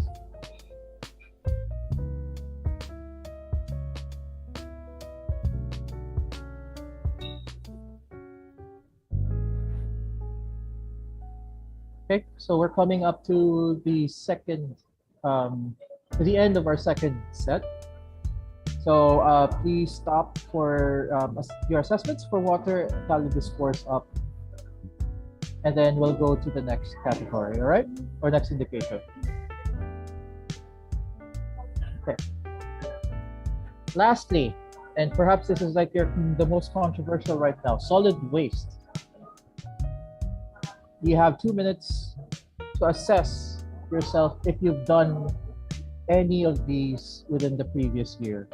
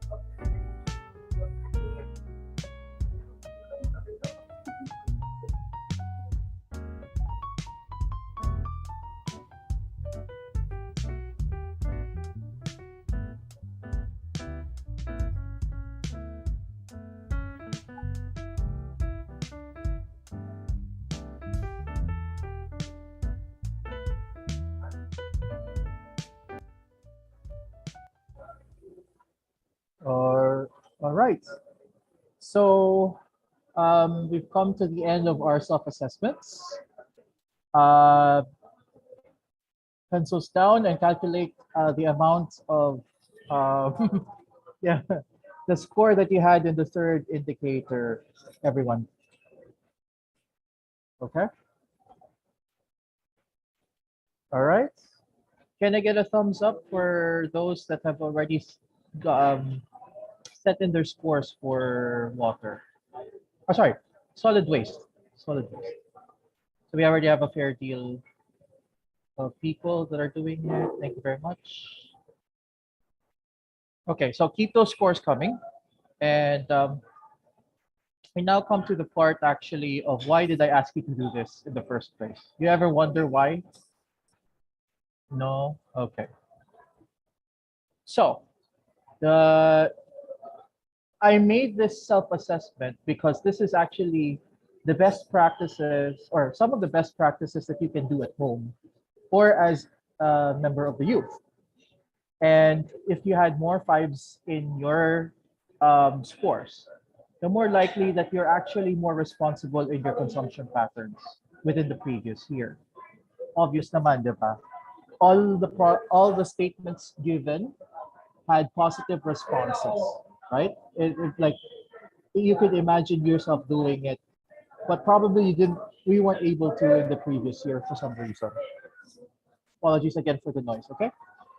Second, the more ones that you had, it means that you actually contributed to a possibility that you're actually wasting something. Because responsible consumption means efficiency sometimes. And if you are not efficient in your resources, you generate waste. And when you generate waste, it becomes a problem because it has to go somewhere. And if imagine yourself in a room, in your own room, you're putting trash everywhere, you're you're turning on your lights unnecessarily, and you know, like spewing water all around. It doesn't look nice, right? I bet doesn't look nice in your room. Now, note that we have not even talked about SDG 12. I've not given you the specifics of SDG 12. But essentially, SDG 12 is just all of those. And more, of course. There's also hazardous waste, there's also biodiversity, there's also the way of monitoring and tracking. And these are actually the targets that SDG 12 has. Notice that everything that is in there actually could be simplified by those that I mentioned, or that was flashed in the previous slides. Right? Could you think about it in that way? That everything that is formalized in SDG 12, you can actually simplify it into simple actions. And I hope, that moving forward, I want you to think about your scores and think about the statements that I just mentioned in all of the previous slides. And hopefully you could apply it in future activities, be it in your own room, in your own house, in your any school activity, be it in the blended setup, or God willing, when you return to the classroom, or when you do a school activity that's extracurricular, or a community event, or even like a national event. No. Consumption is not determined by any government policy, really. Well, of course, it is determined by policy, like, for example, garbage disposal. It starts with you, being the word responsible, very heavy word. But you also have to think about it in terms of habits, in terms of behaviors, in terms of attitudes, how you see the resource around you, and how you think about it, changes everything that's around you, actually. Even throwing a can of Coke, I'm in a virtual background. I was carrying a can of Coke. Anyway, even just throwing a can of Coke in a biodegradable trash bin when it's supposed to be recyclable, that already has an impact. Okay? And I hope that you could think about it in that way. As a member of the youth, you don't have to think about laws. You don't have to think about policies. When you get to my age, in your 30s, you'll have to definitely read every single Republic Act, every single commitment that the government made, every single program that your local government made. But you're not going to do that right now, because of course you're university students. The objective is to learn, and I hope that you could learn something from just simple actions. And that's just the main point of this presentation. Lastly, I want you to think about this statement by Nick Joaquin when he mentioned in an essay in 1988 that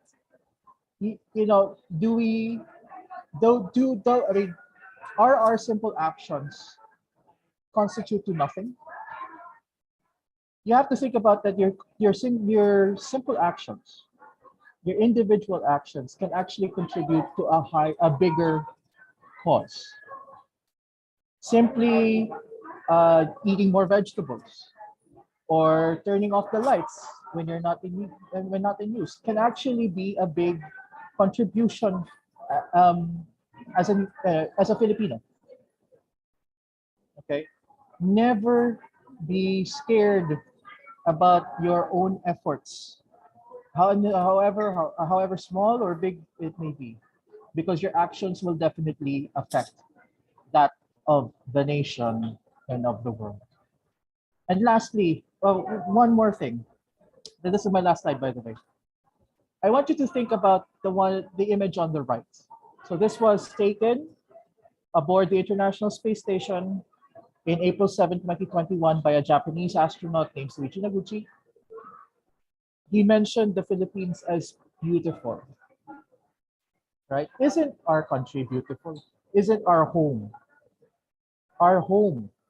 beautiful? By being responsible in the way you produce and consume, we can assure ourselves that our home stays as beautiful as that you see right there. And with that, thank you so much, and I open the floor for questions.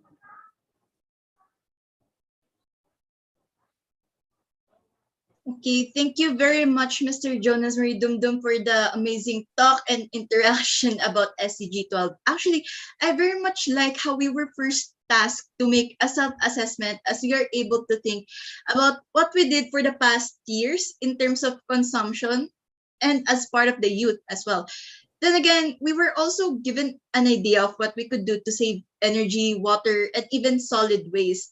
Just by the start of our activity, we are already given an idea of what SDG 12 is all about. You know, what stuck to me the most was what Mr. Jonas said. It starts with you, or rather, us. You know, our actions, minor or major, can actually affect the outcome of our future, and in this case, our own world or our country as well. Yes, Abby, I agree. That was a very interactive assessment and talk from our SDG 12 speaker, Sir Jonas, because SDG 12 is particularly significant since it serves as the foundation for all other SDGs, including peace and justice and zero poverty. And consequently, while having excellent social, environmental, and economic potential, its concept encounters much opposition because it constitutes a severe threat to the current world. Yes. So thank you for those insights, Ate Rica. So first, we will now proceed with the question and answer portion with Mr. Jonas. With that said, the chat box is now once again open to entertain your questions. And again, if you want to speak, simply use the raise hand button. Wait for us to acknowledge you, then you can unmute your microphone. Okay, so Sir Jonas will start our Q&A with this question, I guess, while waiting for our participants to send in their questions. So, what do you think are the future prospects of SDG 12 for our country? Well, if you're not responsible in segregating your own waste, you're not efficient in your use of water, and if you're not responsible in your keeping the lights on and off, it's going to be bad. Simply stating, it's going to be bad.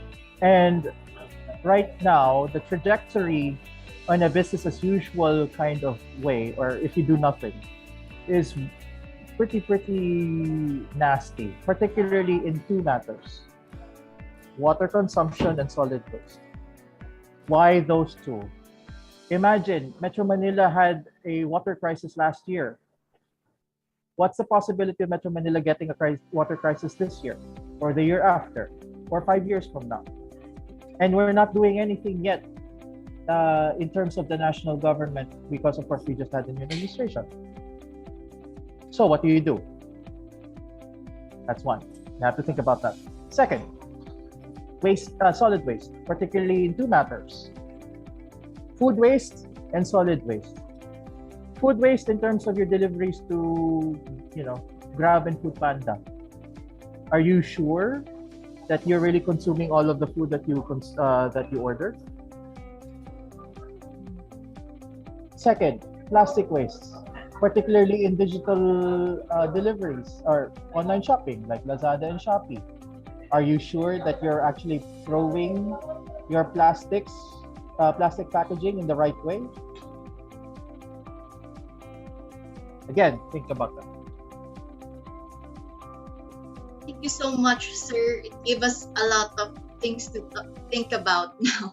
actually. So here is another question from us hosts, sir. Knowing that we are already in a new government administration, how is it important that the newly elected government official should also focus on the Sustainable Development Goal or SDG 12? It's very, very important because if we do not meet those goals, or let's just go with specific with SDG 12. You know that SDG 12 is linked to every other SDG out there, right? Therefore, fail SDG 12, you fail the rest. Conversely, if you succeed in SDG 12, you contribute to succeeding the other goals. All right.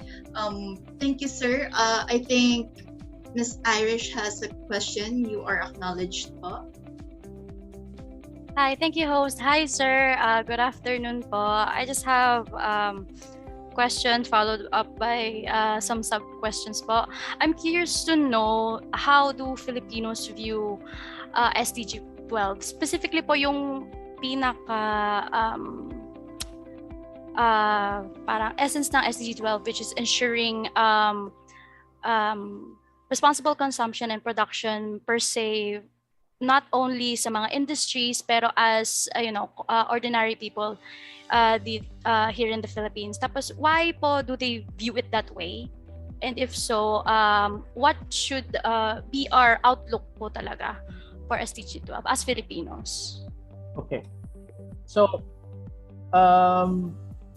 we have to think about previous Philippine experiences before we think about SDG 12 and all of the measures and all of the targets and indicators that you'll see online and the one that I mentioned.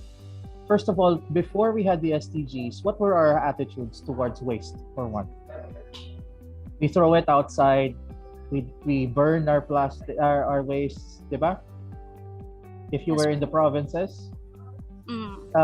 In terms of water, we're more responsible actually with water. In terms of electricity, of course, we're not that efficient, right? In electricity, you just leave the TV on. Let's say you had a late night, Game of Thrones marathon, and then you fell asleep, and you forgot to turn off the TV before going to sleep. That in itself is already waste, right? And of course, a pretty bad mark on your electric bill, if I may say so myself. So that's been the attitude of the Filipino for prior to the SDGs, prior to the introduction of the SDGs to the everyday Filipino. We thought that it's a global thing, but if you think about the sachet economy system, the way that we take for granted our electricity. Porket si Meralco, 9 pesos per kilowatt hour, diba? So, konti lang. Pero if you go to like Baguio, their electricity is 11 pesos per kilowatt hour. So, they treat electricity as a bit more precious compared to us here in Metro Manila. So, yeah, before we take things for granted because we see it. We see it, it's there. It's just there. But nowadays, we're trained to now think that it's not finite anymore. That we have to share the resources. It's like, prior to the SDGs, you go to Mang Inasal, you go with only rice, and then you just leave a few, it's fine.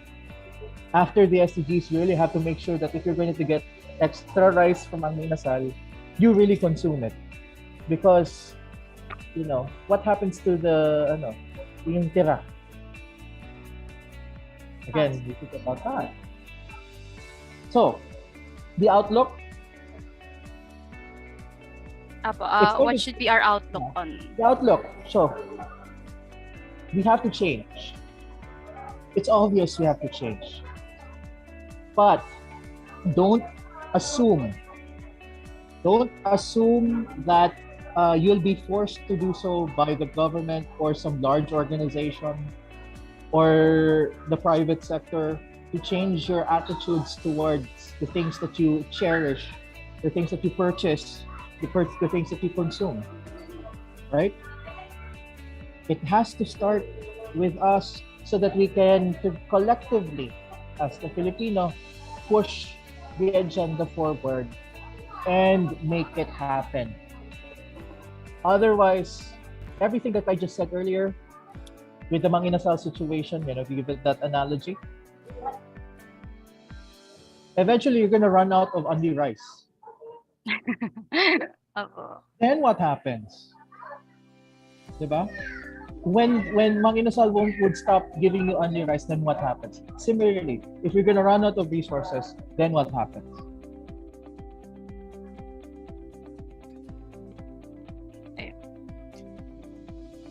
Thank you so much po, sir.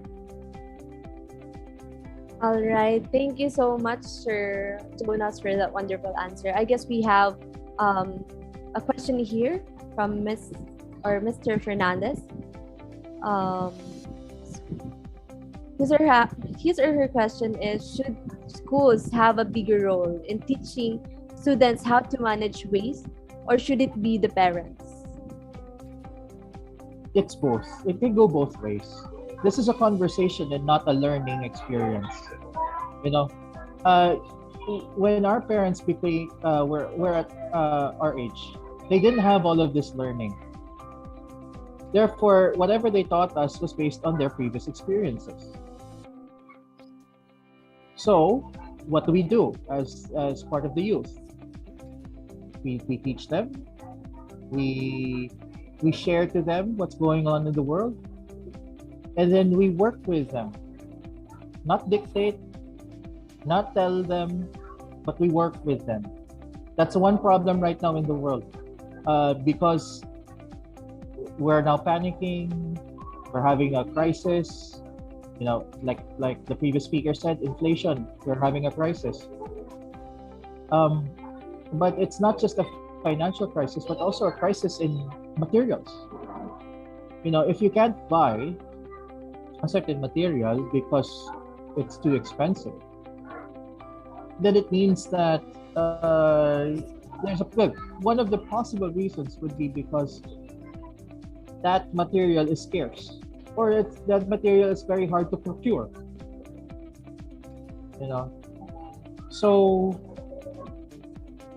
you have to engage in a conversation with anyone who wants to do so, in order for us to really understand where the problem lies, how to solve it, and eventually implement those solutions.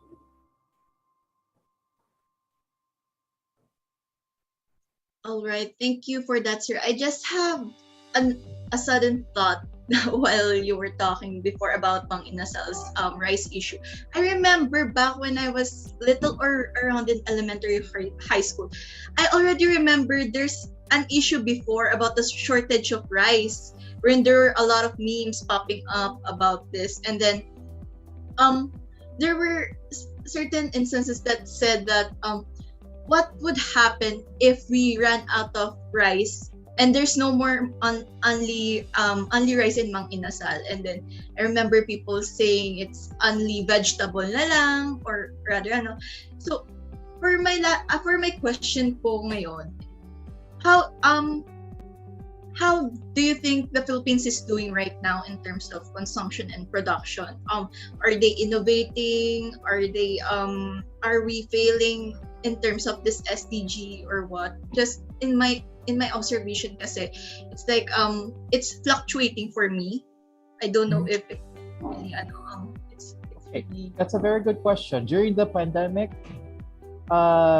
sales of Lazada, Shopee, Grab, Foodpanda shot up between 120% to 200%, which means that of course we were trying to be safe during the pandemic, but the amount of plastics that we had to take care of also increased. The amount of food waste that we had to take care of residentially had to increase, right? So as we emerge from the pandemic, we now have to think about our the way that we do our 6/6 sales, and if it's really worth shopping something, or is it really just an impulse because, of course, it's within the safety of your own phone or in your own laptop, diba? Yeah, Um, but yeah, but in terms of like global consumption, it really decreased significantly, but it's now picking up steam because we're starting to open up again, and it has caused an increase in emissions. We haven't even talked about like the temperatures right now. So the global temperatures like 1.2 degrees above the baseline.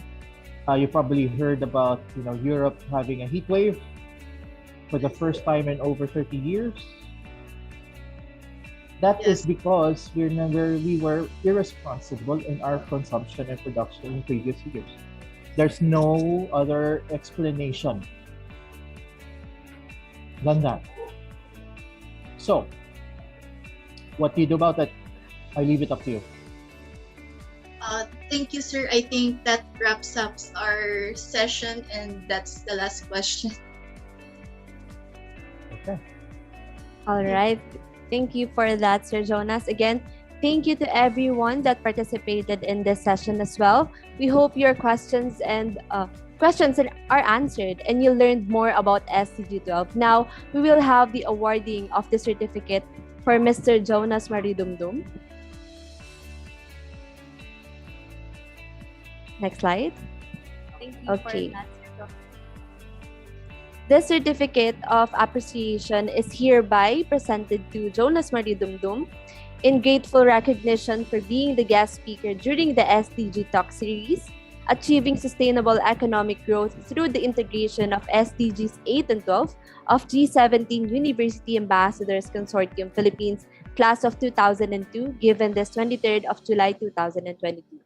Signed by Angela Raimundo, Chairperson G17 UAC Philippines, and Kyla Sofia Seradoy, Vice Chairperson for Branding G17 UAC Philippines.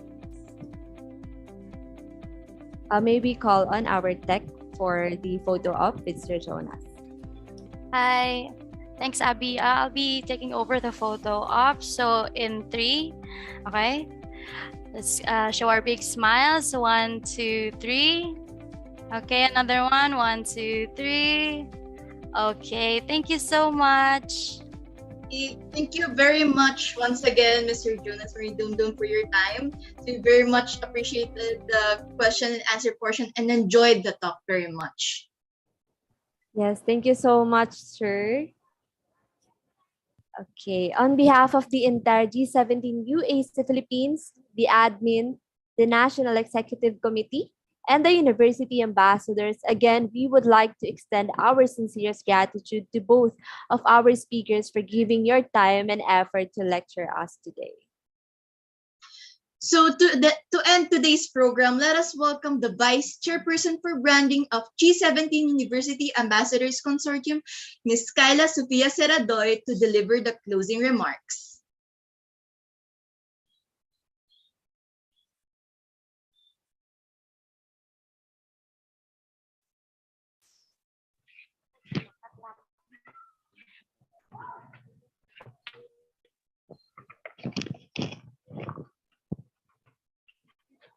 I apologize, tech team. Are we having another technical difficulty? Please stand by, ambassadors, and have patience as we fix it. Thank you.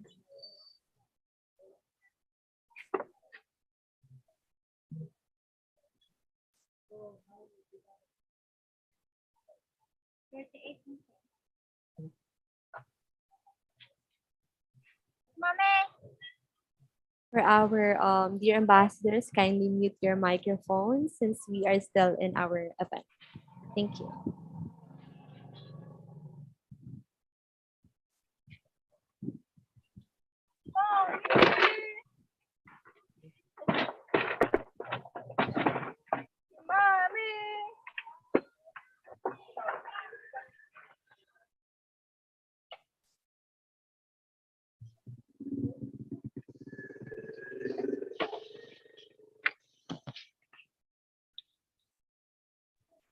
Okay, while waiting for our tech, I believe our ambassadors really learned a lot from our talk today, especially from Mr. Medico and Sir Jonas, Abby, right? Yeah, I think we can ask a few of them if they Yes. have some thoughts or maybe message in the chat box what they thought about today's event and what their realizations are today. Yeah. Anyone?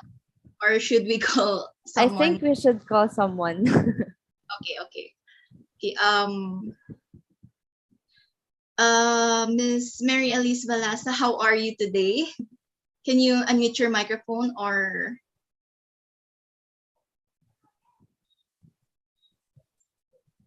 I think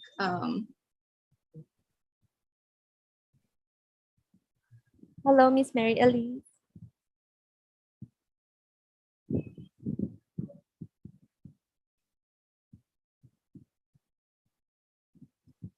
I think she's having difficulties as well. Yeah. Anyone here? Okay, let's try calling another one once again. SDG 12 from UST, Miss Sandra Marara. Are you here? Hi, yes, I'm here. Hi, how are you? I'm okay. Ano ba 'to, magse-share ba ako ng insights ko? Yes. Okay, okay.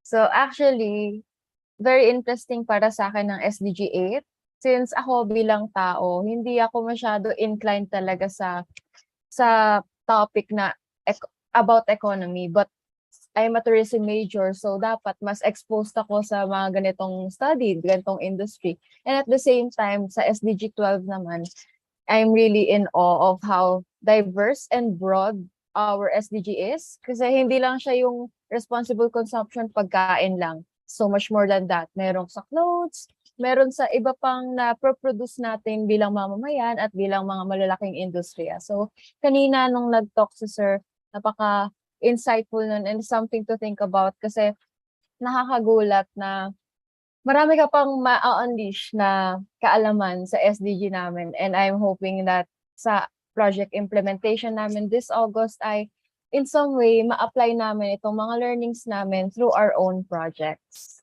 Ayun. Thank you. Thank you din, Sandra. O nga, kanina din eh. Nung nag-assessment kanina, parang sabi ko, ang dami ko pa pala hindi na-accomplish. Like, hindi ko pa nagagawa. Sa assessment lang yun, parang, bagsak na kaagad ako. Paano pa kaya pag exam to, no? Diyos ko. If exam to, malamang failing marks na kaagad ako. Okay, so I think we have SDG 8 from FEU raising his hand. Hi, you are acknowledged. Hello po, good afternoon. So, yung parang naging insights ko lang na medyo parang nagulat ako is about dun sa yung reason ng underemployment sa Philippines or probably sa ASEAN na hindi siya about lang sa job mismatch or probably with the supply and demand sa certain field. One of the primary reason pala is about sa discrimination. And medyo nagulat ako kasi akala ko mostly about sa women lang yung based on my research before na yun yung isa sa reason kung bakit nagkakaroon ng gender gap sa labor force participation. So ayun, parang medyo nagulat lang din ako na part din pala ng discrimination yung underemployment sa different sectors. Oo nga. Kanina din, I was thinking, if may discrimination sa mga meron ng work, paano pa kaya tayong fresh graduates, di ba, na ganito lang yung experience, like, will that be a hindrance sa atin kung mag-a-apply tayo for jobs na gusto natin? Yung, like, entry pa lang, meron na kagad palang meron na palang heads up, discrimination sa mga, mga interview sa atin. Like, mahihirapan tayo, pero I think this is why we are ambassadors of G17. We raise up problems, we come up with specific solutions that I think we can do actually, and we can give to other people so that they can we can pioneer and have support from other people that are experiencing the same way.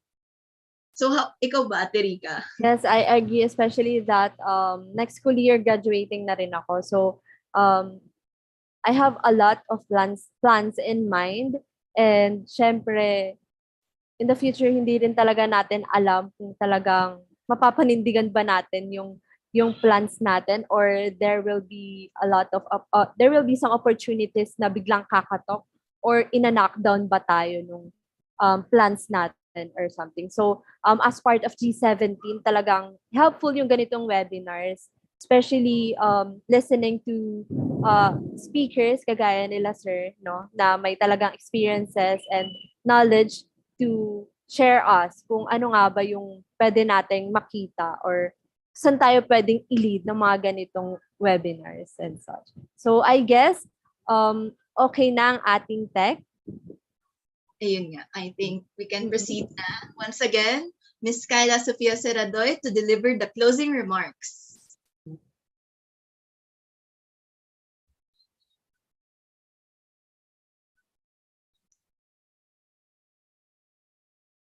Excuse me po, wait, meron po atang sound, wala pong sound. May sound difficulties po ba tayo? I apologize. We apologize actually for the difficulty once again.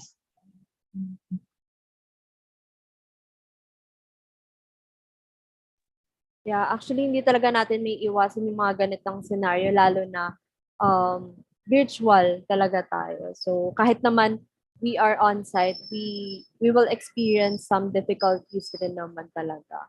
But Yes. I hope our dear ambassadors understand our situation right now. Yes. Okay. So while we're waiting for the issue to be fixed once again, we would like to ask our ambassadors to fill up the post-event evaluation form in the chat box once again. Don't forget. And is it all right now? Okay. For the third time, Ms. Kyla Sofia Seradoy to deliver the closing remarks. Hello, everyone. Apologies, I couldn't be here today at the event, but I would like to extend my deepest gratitude to our guest speakers who graced us with their time, their effort, and of course, their knowledge about SDGs 8 and 12. And of course, I would also like to thank our members of G17 Philippines, the National Executive Council, the coordinators, and of course, our ambassadors who virtually gathered here today and dedicated a few hours of your time in order to be better advocates of the Sustainable Development Goals. So this talk, it was about achieving sustainable economic growth, which honestly sounds like a paradox because historically we have learned and we have seen how economic growth is persistently pursued at the expense of sustainability. And we have somehow grown accustomed to that kind of thinking that we always have to forgo something good in order to achieve something better. Better, at least for now. And eventually, this resulted to a kind of thinking that is short sighted, unsustainable, and lacks compassion. We see workers, the environment, and even our rights being exploited for the sake of economic growth. But I know we are gathered here today because we are all above that.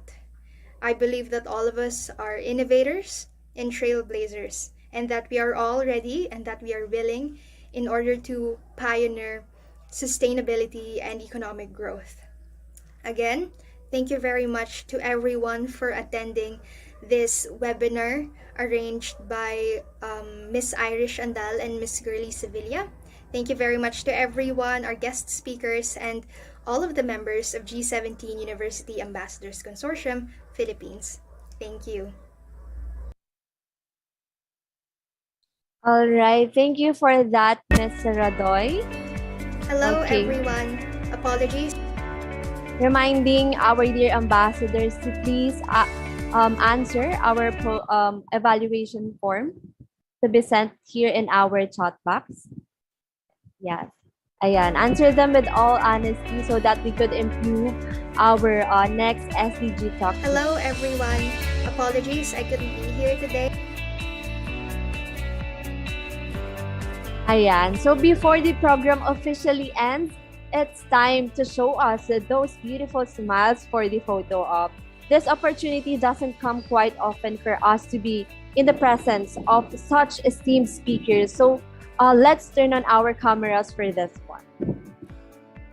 So while waiting for everyone to turn on their cameras, we would like to once again thank our beloved speakers, Mr. Jonas Dumdum and Mr. Ruel Medico. Thank you again for your time, and we appreciate all the effort about your talk, all your time and dedication to give us the knowledge that we want to know. And I think we learned a lot for today's session. So for now, ambassadors, please once again answer the post-event evaluation form sent already in the chat box. Thank you very much. So is everyone okay now? Is everyone's cameras open now? Okay, I think majority of us has our cameras open now. It seems everyone is ready for the photo opportunity. So tech team, whenever you're ready.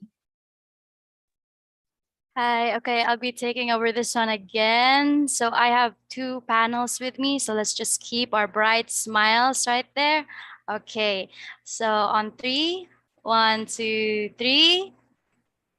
Okay, let's keep it. Okay, for a while. 1, 2, 3. Okay. Moving on to the next panel. 1, 2, 3. 1, 2, 3. Okay, thank you so much. Thank you very much, po. And thank you, ambassadors. All right, this marks the end of the first episode of our SDG Talk series. Thank you everyone for attending the session, especially to our speakers and our dear ambassadors, especially our national executive committees. So once again, this has been Rica de los Reyes and Abby Almeda. We hope to see you in our next episode. Muli, bumabati kami ng mabuhay at magandang hapon sa lahat. Paalam! Paalam!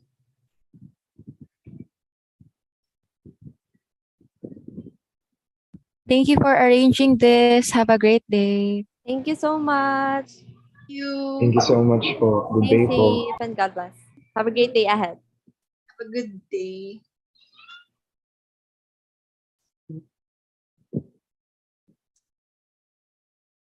Ayan, baka maulan sa inyong mga lugar ngayon, kagaya dito sa lugar namin. Ingat, guys. Huwag mo nang lumabas. May mga date, please. Charot. Sali ako. Third wheel yan. May mga For the date, third. tigil nyo yan. Hindi maganda yan. Sorry po. Sana all, mainit dito sa Laguna ngayon. Dito na ulan, kumukulog-kulog pa. Init. Napawisan na ako.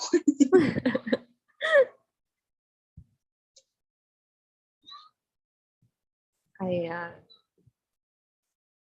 Thank you to our ambassadors na natitira pa here. Feeling ko nakatulog kayo, Charis.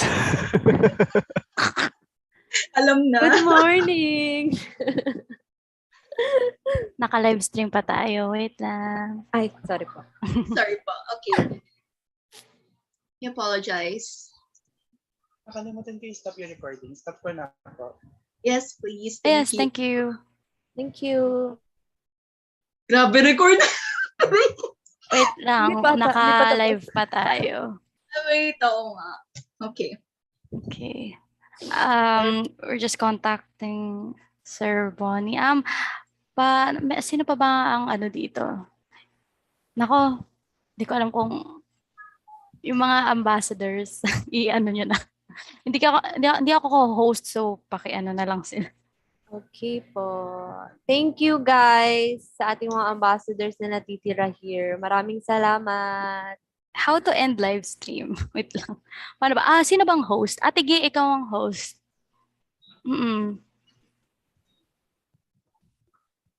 Tapos pa-co-host na din ako. Sino Ayan. pa yung si Miss? Ialis niyo na lang sila. Si Honey. Ayun. Sige. Wait lang nating i-end ang live stream. So, let's smile. Yan. Ay, ba't akong host?